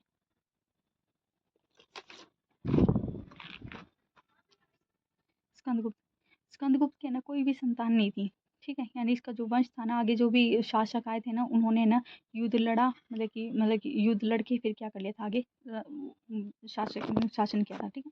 तो इसकी कोई संतान नहीं थी। गुप्त साम्राज्य वंश का ना अंतिम योग्य शासक, यानी इसके बाद आने जितने भी शासक हुए थे ना, वो अयोग्य नहीं थे, या फिर वीरता नहीं थी उनमें, या फिर मतलब कि उसकी वजह से क्या हो गया था, गुप्त साम्राज्य का ह्रास होने लग गया था, ठीक है। सिर्फ यही था जो कि योग्य शासक था, ठीक है। इसकी जानकारी कहाँ से मिलती है, भीतरी स्तंभ लेख है जो कि जूनागढ़ में है, ठीक है। वहाँ से अभिलेख से मिलती है किसकी, स्कंदगुप्त की जानकारी। इसने उपाधि कौन कौन सी ली थी, महेंद्रादित्य और शक्तिदित्य की क्या ली थी, उपाधि ली थी। गुप्त ने पुष्यमित्र का विद्रोह दबाने के लिए दिन रात एक कर दी थी, और कई रातें क्या थी, जमीन पर सोकर बिताई थी, ठीक है। इसके समय में हुण है ना गांधार से आगे नहीं बढ़ पाए थे, हमने देखा था, हुणों को इसने आगे बढ़ने ही नहीं दिया था, ठीक है। इन्हें सिक्के कौन से चलाए थे, सिक्के की मात्रा ना बहुत ज़्यादा कम पाई गई थी, क्योंकि हुणों के है ना युद्ध की वजह से इनका जो राजकोष था ना वो बिल्कुल खाली हो गया था, ठीक है। सिर्फ एक ही है, मतलब कि स्कंदगुप्त ने एक ही सिक्के चलाए थे, वृषभशाली के सिक्के चलाए थे, बस यहाँ से, ठीक है। फिर देखा था हमने सुदर्शन झील का जो है ना पुनर्निर्माण है ना, यानी कि सुदर्शन झील पे ना बांध का पुनर्निर्माण किसने करवाया था, तो वो करवाया था चक्रपालित और परंदत ने। चक्रपालित और परंदत कौन थे, परंदत तो राज्यपाल था, चक्रपालित प्रशासक था, ठीक है। कहाँ का, सौराष्ट्र प्रांत का, ठीक है। लेकिन इसमें ना सुदर्शन झील का पुनर्निर्माण किसने, इन्हें करवाया था। लेकिन सुदर्शन झील का निर्माण चंद्रगुप्त मौर्य के टाइम पे हुआ था, ठीक है। चंद्रगुप्त मौर्य के टाइम पे हुआ था, और रुद्रदामन फर्स्ट ने मिलकर करवाया था, ठीक। मतलब चंद्रगुप्त मौर्य ने तो सुदर्शन झील का निर्माण करवाया था, लेकिन चंद्रगुप्त बाद में ना निर्माण तो करवा दिया था, लेकिन बाद में ना पुनरुत्थान करवाया, यानी दोबारा, मतलब कि इसमें जो कमी थी ना, वो कमी किसने पूरी की थी, चंद्रगुप्त मौर्य ने रुद्रदामन फर्स्ट के साथ मिलकर की थी, ठीक है। फिर हम देखते हैं कि गिरिनार की प्राचीन सुदर्शन झील की मरम्मत किसने करवाई थी, फिर से स्कंदगुप्त ने करवाई थी। स्कंदगुप्त के बाद जो था ना गुप्त साम्राज्य, उसका क्या हो गया था, पतन शुरू हो गया था, ठीक है। तो स्कंदगुप्त के बारे में जो जो क्वेश्चन बन सकते थे ना, वो यहाँ पे होंगे। फिर आता है पुरुगुप्त, ठीक है। हमने देखा था स्कंदगुप्त की कोई संतान नहीं थी। स्कंदगुप्त के बाद गुप्त साम्राज्य का क्या था, ह्रास होना स्टार्ट हो गया था, यानी गुप्त साम्राज्य का पतन शुरू हो गया था, ठीक है। यानी गिरावट आ गई थी उसमें। स्कंदगुप्त की कोई संतान नहीं थी, अतः उसकी मृत्यु के बाद पुरु सम्राट बना था, ठीक है। जो पुरुगुप्त था ना, ये स्कंदगुप्त का जो भाई था ना, या कुमारगुप्त की जो थी पट महारानी कुमारगुप्त, उसकी नानी का क्या था, पुत्र था, ठीक है। कुमारगुप्त हमने देखा था ना, यहाँ पे जब कुमार प्रथम पढ़ा था ना हमने, ये रहा कुमारगुप्त, यानी जो इसकी पट रानी थी ना, यानी कि इसके उन्होंने ना कई विवाह किए थे, तो उसमें से एक रानी थी, तो उसी का कौन सा था, पुत्र था, पुरुगुप्त था, ठीक है। यानी स्कंदगुप्त का क्या था, भाई था। उसने राजगद्दी पर बैठते ही गुप्त साम्राज्य में व्यवस्था प्रारंभ हो गई थी, ठीक है। यानी है ना स्कंदगुप्त के बाद है ना गुप्त काल, मतलब बिल्कुल है ना वो नहीं कहते अविकसित हो गया था, या फिर बिल्कुल उसका ह्रास होने लग गया था, पतन होने लग गया था, ठीक है। तो पुरु के बैठते ही वैसे ही तो व्यवस्था गड़बड़ा रखी थी, क्योंकि सारा शो जो उनका राजकोष था ना, वो खत्म हो चुका था, ठीक है। तो गुप्त साम्राज्य में अवस्था प्रारंभ हो गई थी। हुणों के आक्रमण से पहले गुप्त साम्राज्य को जबरदस्त चोटें लग रही थी। अब वाकाटक वंश ने फिर से सिर उठा लिया था, ठीक है। इसके टाइम पे वाकाटक वंश क्या हो गया था, दोबारा आ गया था, ठीक है। इस प्रकार स्कंदगुप्त के निर्मल भाई पुरुगुप्त के शासन में वाकाटक वंश से किससे क्या हो गया था, संतप्त हो गया था। ठीक है, पुरुगुप्त है ना बौद्ध धर्म का क्या था, अनुयायी था। ठीक है, यहाँ से ज़्यादा क्वेश्चन नहीं था, बस इतना याद रख लेना। जो पुरुगुप्त था ना कौन था, स्कंदगुप्त का भाई था, बौद्ध धर्म का क्या था, ये अनुयायी था, और उसके समय में वाकाटक वंश फिर से आ गया था।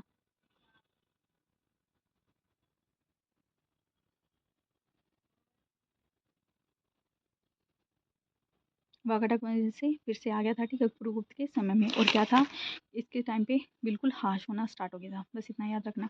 फिर आता है पुरुगुप्त के बाद आता है फिर बुधगुप्त, फिर आता है कुमारद्वितीय आता है, फिर आता है नरसिंहगुप्त। ठीक है, जिसको बालादित्य की उपाधि दी गई थी। तो मोस्ट इंपॉर्टेंट यहाँ से 2-3 क्वेश्चन बचे, वो देखते थे।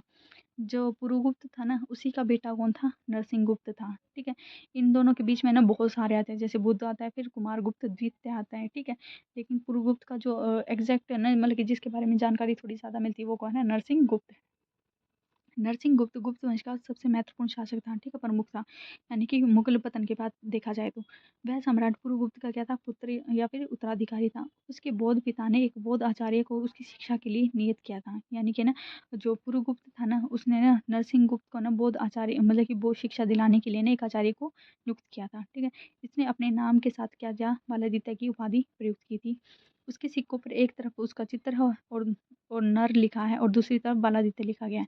ठीक है, मतलब कि जो मुद्राएं मिली थी ना उस पे अगर है ना एक तरफ नर और दूसरी तरफ बालादित्य लिखा होना, तो उसका मतलब वो किसने लिखवाई थी, या वो सिक्के किसने प्रचलित करवाए थे, तो वो नरसिंह ने। ठीक है, क्योंकि इसके नाम में नर आता है और उपाधि इसको बालादित्य की दी गई थी इसलिए। अपने गुरुओं की शिक्षाओं के कारण बौद्ध धर्म को इसने स्वीकार किया था। ठीक है, हमने देखा था पुरुगुप्त ने क्या था, अपने बेटे नरसिंह को बौद्ध आचार्यों से शिक्षा दिलवाई थी। ठीक है, तो इसने बौद्ध धर्म को स्वीकार कर लिया था। बौद्ध धर्म का क्या था, कट्टर अनुयायी था। ठीक है, यानी बौद्ध धर्म को मानने में ज़्यादा विश्वास रखता था। उसने नालंदा में जो उत्तरी भारत में बौद्ध शिक्षा का विश्वविख्यात केंद्र था, ईंटों का एक भव्य मंदिर बनवाया था। ठीक है, हमने देखा था नालंदा जो विश्वविद्यालय था जिसको ना बख्तियार खिलजी ने जलाकर नष्ट कर दिया था, तो वहीं पे नालंदा में उसने क्या कर दिया था, ईंटों का एक भव्य मंदिर बनवा दिया था। ठीक है, तो यहाँ से बस इतना ही है, देखते हैं। नरसिंहगुप्त जिसको बालादित्य की उपाधि दी थी, पुरुगुप्त का क्या था, पुत्र था, बौद्ध धर्म को मानता था। ठीक है, इसने नालंदा में उत्तर भारत का जो बौद्ध विषय का विख्यात केंद्र था वहाँ पे ईंटों का भव्य मंदिर बनवाया था, किसने, नरसिंहगुप्त ने। ठीक है, अब देखते हैं फिर आता है भानुगुप्त।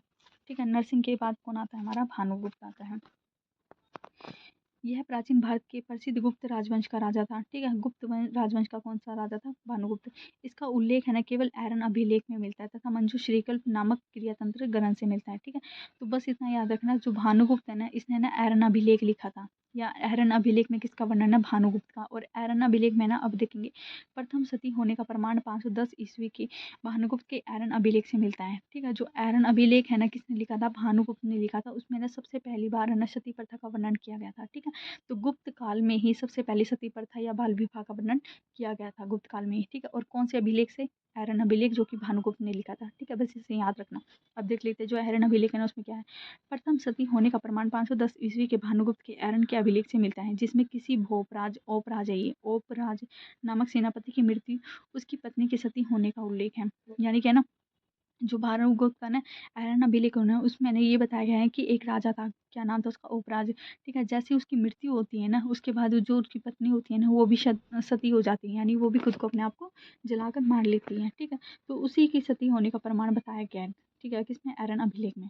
ठीक है, तो यहाँ से बस ये था याद रखना, ऐरन अभिलेख किसका है, भानुगुप्त का है, जिसमें पहली बार सती होने का प्रमाण मिला गया है। ठीक है, ऐरन अभिलेख वैसे तो कहाँ पे है, ये है ना मध्य प्रदेश के सागर जिले में विदिशा के निकट बेतवा के किनारे स्थित है। ठीक है, तो पूछ ले, बस इतना याद रखना, ऐरन अभिलेख कहाँ पे है, तो ये मध्य प्रदेश में है। ठीक है, जिला पूछ ले तो सागर जिला, और कौन सी नदी, बेतवा नदी। ठीक है, इसे भानुगुप्त अभिलेख भी बोलते हैं, किसको, ऐरन अभिलेख को ना भानुगुप्त अभिलेख भी बोलते हैं, क्योंकि भानुगुप्त ने इसको लिखा था। ठीक है, तो भानुगुप्त के बारे में इतना ही था। ये देखो भानुगुप्त का उल्लेख ऐरन अभिलेख में है, पहली बार सती होने का प्रमाण इसी अभिलेख में है। इस अभिलेख को ना भानुगुप्त अभिलेख भी बोलते हैं। ठीक, कब सती होने का प्रमाण कब मिला था, 510 ईस्वी में। ठीक है, मतलब कि जो भानुगुप्त का जो ऐरन अभिलेख है ना कहाँ पे है, एमपी में है, यानी मध्य प्रदेश में सागर जिला विदिशा के निकट कौन सी नदी, बेतवा नदी। ठीक है, तो यहाँ से बस इतना याद रखना। फिर आता है कुमार तृतीय। हमने कुमार गुप्त प्रथम देखा, द्वितीय के बारे में ज़्यादा जानकारी नहीं है। फिर आता है तृतीय। ठीक है, तृतीय के बाद 2 और आते हैं, वैन्यगुप्त और विष्णुगुप्त, फिर हो जाता है खत्म। ठीक है, अब देख लेते हैं इसके बारे में। अंतिम महान शासक नरसिंहगुप्त के बाद पाटलिपुत्र के सिंहासन पर आरूढ़ हुआ था। कौन? कुमारगुप्त। यानी नरसिंहगुप्त था ना, उसके बाद कौन आया था? तो नरसिंहगुप्त के बाद आया था कुमारगुप्त गद्दी पर बैठने के लिए। ठीक है, ये तो सिर्फ आया था, इसने ज़्यादा शासन नहीं किया था इसने। ठीक है, तो पाटलिपुत्र के राज सिंहासन पर आरूढ़ हुआ था। इसके अस्तित्व का जो परिचय है ना सारनाथ से प्राप्त गुप्त संवत 154 के एक अभिलेख से मिलता है। ठीक है, तो कुमारगुप्त तृतीय का जो है ना जानकारी कहाँ से मिलती है? सारनाथ से एक प्राप्त है, गुप्त संवत वहाँ से मिलती है, बस इतना याद रखना। ठीक है, जो ये कुमारगुप्त तृतीय था ना, ये कौन सा था? मतलब कि नरसिंहगुप्त का क्या था? पुत्र था। ठीक है, यानी इसी का पुत्र कौन था? कुमारगुप्त तृतीय था और उत्तराधिकारी था। यह गुप्त वंश का 24वां शासक था। इसके काल में गुप्त साम्राज्य तेजी से नीचे की ओर बढ़ रहा था। इसने अपने पिता के समान सोने के सिक्के चलाए, अपने नाम के पीछे कर्मादित्य लगाया। ठीक है, कुमारगुप्त ने अपने नाम के पीछे क्या लगवाया था? कर्मादित्य, याद रखना। कुमारगुप्त ने अपने तृतीय ने तो कर्मादित्य, नरसिंह इसके पापा ने क्या लगाया था? बालादित्य लगाया था। ठीक है, सिक्कों में मिलावट की मात्रा लगातार बढ़ती गई। यानी इसने ऐसे सिक्के चलाए थे जिसमें ना मिलावट बहुत ज़्यादा हुई थी। ठीक, जो इस समय गुप्त के शासकों को तेजी से पतन की ओर जाने को स्पष्ट करता था। ठीक है, भीतरी नालंदा से प्राप्त मोहरों के अनुसार कुमारगुप्त तृतीय नरसिंहगुप्त का पुत्र और विष्णुगुप्त का क्या था? पिता था। ठीक है, विष्णुगुप्त जो कि आगे आएगा, हम जिसके बारे में पढ़ेंगे। ठीक है, जो कि लास्ट गुप्त वंश का शासक था, विष्णुगुप्त। ठीक, तो यहाँ से बस इतना याद रखना। जो कुमार द्वितीय था ना, मतलब कि कुमार द्वितीय किसका पुत्र था? नरसिंहगुप्त का क्या था? पुत्र था। ठीक है, विष्णुगुप्त का पिता था। गुप्त वंश का 24वां शासक कौन था? कुमारगुप्त तृतीय था। इसने उपाधि कौन सी ली थी? कर्मादित्य ली थी। सिक्कों में मिलावट की इसने बहुत ज़्यादा बढ़ा दी थी, जिसकी वजह से गुप्त काल का हाश बहुत ज़्यादा तेजी से बढ़ने लगा था। ठीक है, फिर आता है वैन्यूगुप्त आता है। ठीक,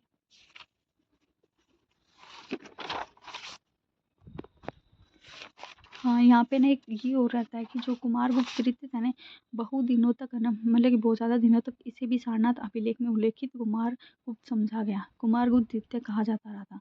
यानी हमने देखा आज गुप्त साम्राज्य में एक आध पहले आता कुमारगुप्त, फिर आता कुमारगुप्त प्रथम, फिर आता कुमारगुप्त द्वितीय, कुमारदित्य, फिर आता है तृतीय। ठीक है, तो इस कुमारगुप्त को ना, यानी जो तृतीय वाला कुमारगुप्त था ना, इसको कुमारगुप्त द्वितीय समझा जाता रहा था, किंतु हाल ही में मिले प्रमाणों से ज्ञात होता है कि यह उससे सर्वथा भिन्न था। यानी बहुत ज़्यादा उसने वो करवाए थे, कार्य करवाए थे। कुमारगुप्त हमने देखा था ना, कुमारगुप्त ने, कुमारगुप्त प्रथम, तो इस कुमारगुप्त ये वाला नहीं था, ये वाला था। रुको,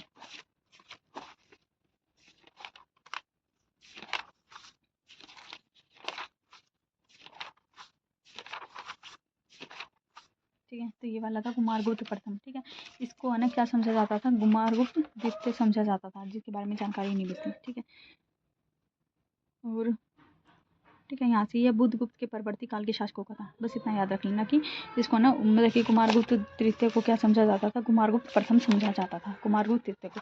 फिर आता है वैन्यूगुप्त, जिसके बारे में कोई जानकारी नहीं है। फिर लास्ट होता है विष्णुगुप्त। अंतिम गुप्त शासक कौन था? विष्णुगुप्त था। ठीक है, किसका पुत्र था ये? कुमारगुप्त का पुत्र था। ठीक है, कुमारगुप्त का क्या था? पुत्र था। विष्णुगुप्त को ना अर्थशास्त्री, विष्णुगुप्त को चाणक्य का अन्य नाम। ठीक है, विष्णुगुप्त हमें है ना, जब जो अर्थशास्त्र है ना, इकोनॉमिक्स एक यहाँ पे बता देती हूँ, जो अर्थशास्त्र है ना, किसने लिखे था? कौटिल्य ने लिखा था, कौटिल्य ने लिखा था। ठीक है, कौटिल्य का अन्य नाम क्या है? विष्णुगुप्त ही है या फिर चाणक्य। तो कौटिल्य के दोनों नाम कौन है? विष्णुगुप्त, चाणक्य। यही विष्णुगुप्त है गुप्त वंश का अंतिम शासक। ठीक है, तो विष्णुगुप्त ने अर्थशास्त्र की रचना की थी। विष्णुगुप्त का अन्य नाम क्या है? चाणक्य। अन्य नाम, अगला नाम है, या फिर इसको क्या कहा जाता है? कौटिल्य। ठीक है, तो विष्णुगुप्त ये कौटिल्य है जिसने अर्थशास्त्र की रचना की थी। ये क्या था? विष्णुगुप्त वैसे वैष्णव, वैसे विष्णु। ठीक है, वैष्णव धर्म का पालन करता था। इसका राजकीय चिन्ह क्या था? इसका वाहन भी क्या था? गरुड़ था। हमने देखा था समुद्रगुप्त के, यहाँ पे देखा था हमने, ये रहा समुद्रगुप्त का। जब हमने पढ़ा था तो उसका राजकीय चिन्ह क्या था? गरुड़ था। ठीक है, तो इसका भी राजकीय चिन्ह क्या था? गरुड़ ही है। ठीक है, इनकी जो भाषा क्या थी? संस्कृत थी। ठीक है, तो समुद्रगुप्त के बारे में सिर्फ इतना ही है कि इन्होंने अर्थशास्त्र की रचना की थी। इनका अन्य नाम क्या था? चाणक्य और कौटिल्य। ये वैष्णव धर्म के थे और राजकीय चिन्ह क्या था? इनका वाहन गरुड़ था। राजकीय भाषा इनकी संस्कृत थी। ठीक है, तो ये हो गया हमारा कंप्लीट गुप्त साम्राज्य। ठीक है, तो गुप्त साम्राज्य में हमने सारे डिटेल में पढ़े। श्रीगुप्त पढ़ा, घटोत्कच पढ़ा, चंद्रगुप्त प्रथम पढ़ा, द्वितीय भी पढ़ा, फिर समुद्रगुप्त भी पढ़ा, कुमारगुप्त प्रथम पढ़ा, द्वितीय पढ़ा, तृतीय पढ़ा, ठीक है। फिर स्कंदगुप्त पढ़ा, फिर भानुगुप्त, विष्णुगुप्त। इनके बीच में जो भी आया था ना, भानुगुप्त विष्णुगुप्त के बीच में कौन सा आया था, वैन्यगुप्त आया था, उसके बारे में भी पढ़ा था, ठीक है। फिर स्कंदगुप्त के बाद में ना पुरुगुप्त आया था, ठीक है। पुरुगुप्त जो कि स्कंदगुप्त का भाई था पुरुगुप्त, उसके बारे में पढ़ा, ठीक है। फिर पुरुगुप्त के बाद हमने पढ़ा था बुधगुप्त या फिर कुमारगुप्त द्वितीय भी आए थे, जिनके बारे में कोई जानकारी नहीं है, ठीक है। तो ये हो गया हमारा गुप्त साम्राज्य कंप्लीट, एक बार देख लेना, ठीक है। इनकी उत्पत्ति से संबंधित, ठीक है, तो कौन कौन से जो साहित्य थे ना उनसे संबंधित, ठीक है। फिर श्रीगुप्त के बारे में हमने डिटेल में पढ़ा, फिर घटोत्कच के बारे में पढ़ा, फिर उसके बाद आते हैं चंद्रगुप्त प्रथम, ठीक है। एक बार आना, बस ऐसे ऐसे देख लो बस। फिर कुमार देवी जो कि गुप्त साम्राज्य की सबसे महान प्रसिद्ध स्त्री थी। फिर समुद्रगुप्त के बारे में हमने डिटेल में पढ़ा, इसकी सैनिक उपलब्धियां कौन कौन सी थी, इसने 3 तरह की विजय प्राप्त की थी 3 जगह पे। फिर इसकी दिग्विजय का वर्णन कहाँ पे है, वो उसके बारे में पढ़ा और कहाँ कहाँ तक विस्तार था, ठीक है। वैसे तो लेंथ ही है, लेकिन शॉर्ट नोट्स बना लोगे ना तो ये थोड़ा सा मतलब कि बिल्कुल कम हो जाएगा ये, ठीक है। अभी शॉर्ट नोट्स और दिखा देती हूँ, ठीक है, वैसे बना लेना।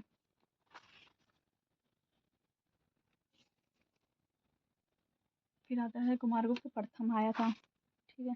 फिर स्कंदगुप्त आया था, स्कंदगुप्त ने फिर है ना हूणों पे ना क्या की थी, विजय की। फिर इसने सिक्के कौन कौन से चलाए, फिर पुरुगुप्त, बुधगुप्त, कुमारगुप्त, द्वितीय, निरगुप्त, फिर भानुगुप्त, फिर कुमारगुप्त तृतीय, फिर विष्णुगुप्त लास्ट, ठीक है। अब नोट्स और दिखा देती हूँ।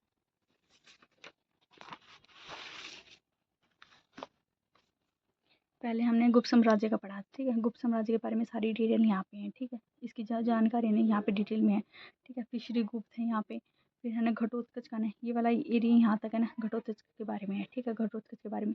फिर चंद्रगुप्त क्या है, प्रथम आता है, ठीक है, चंद्रगुप्त प्रथम, ठीक है। इसके फिर अगले पेज पे है चंद्रगुप्त प्रथम के बारे में डिटेल में, यहाँ तक चंद्रगुप्त प्रथम में। फिर समुद्रगुप्त का ये वाला सारा, ठीक है। फिर यहाँ पे इसकी विजय उपलब्धियों के बारे में यहाँ पे, ठीक है। समुद्रगुप्त का पीछे था यहाँ पे, ठीक है। तो समुद्रगुप्त का ये 2 होते हैं, यहाँ पे 2, समुद्रगुप्त का ये वाला सारा यहाँ से और उपलब्धियाँ इसकी यहाँ पे, ठीक है। फिर हमने पढ़ा था चंद्रगुप्त द्वितीय के बारे में, ठीक है। चंद्रगुप्त द्वितीय के बारे में ये सारा ही है, ठीक है। सबसे ज़्यादा मोस्ट इंपॉर्टेंट ही यही वाला था, ठीक है। तो इसके बारे में अच्छे से डिटेल से पढ़ रखा था, ठीक है। इसके ना तीनों का ये याद रखना विवाह, इसने अपने खुद का विवाह तो कुबेरनागा से किया था, बेटी का वाकाटक से और बेटे का कतम से, ठीक है। यहाँ से ये वाला हो गया था कंप्लीट। फिर लास्ट में हमने देखा था कि फिर कुमारगुप्त महेंद्रादित्य के बारे में देखा था, फिर यहाँ से ही हो गया था, ठीक है। फिर स्कंदगुप्त के बारे में ही ये पूरा कंप्लीट। पुरुगुप्त के बारे में सिर्फ 3 ही पॉइंट हैं, ठीक है। फिर बुधगुप्त आता है, कुमारगुप्त आता है, फिर बालादित्य के नरसिंह गुप्त के बारे में इतना ही है, भानुगुप्त के बारे में यहाँ तक है, फिर कुमारगुप्त के बारे में थोड़ा सा और है यहाँ तक, फिर वैन्यगुप्त, फिर विष्णुगुप्त, ठीक। तो ये हो गया था नोट्स में कंप्लीट, ठीक है। कुछ जो डाउट्स वाले क्वेश्चन देना वो और बता देना बाद में अगर कुछ रह गया हो तो, ठीक है।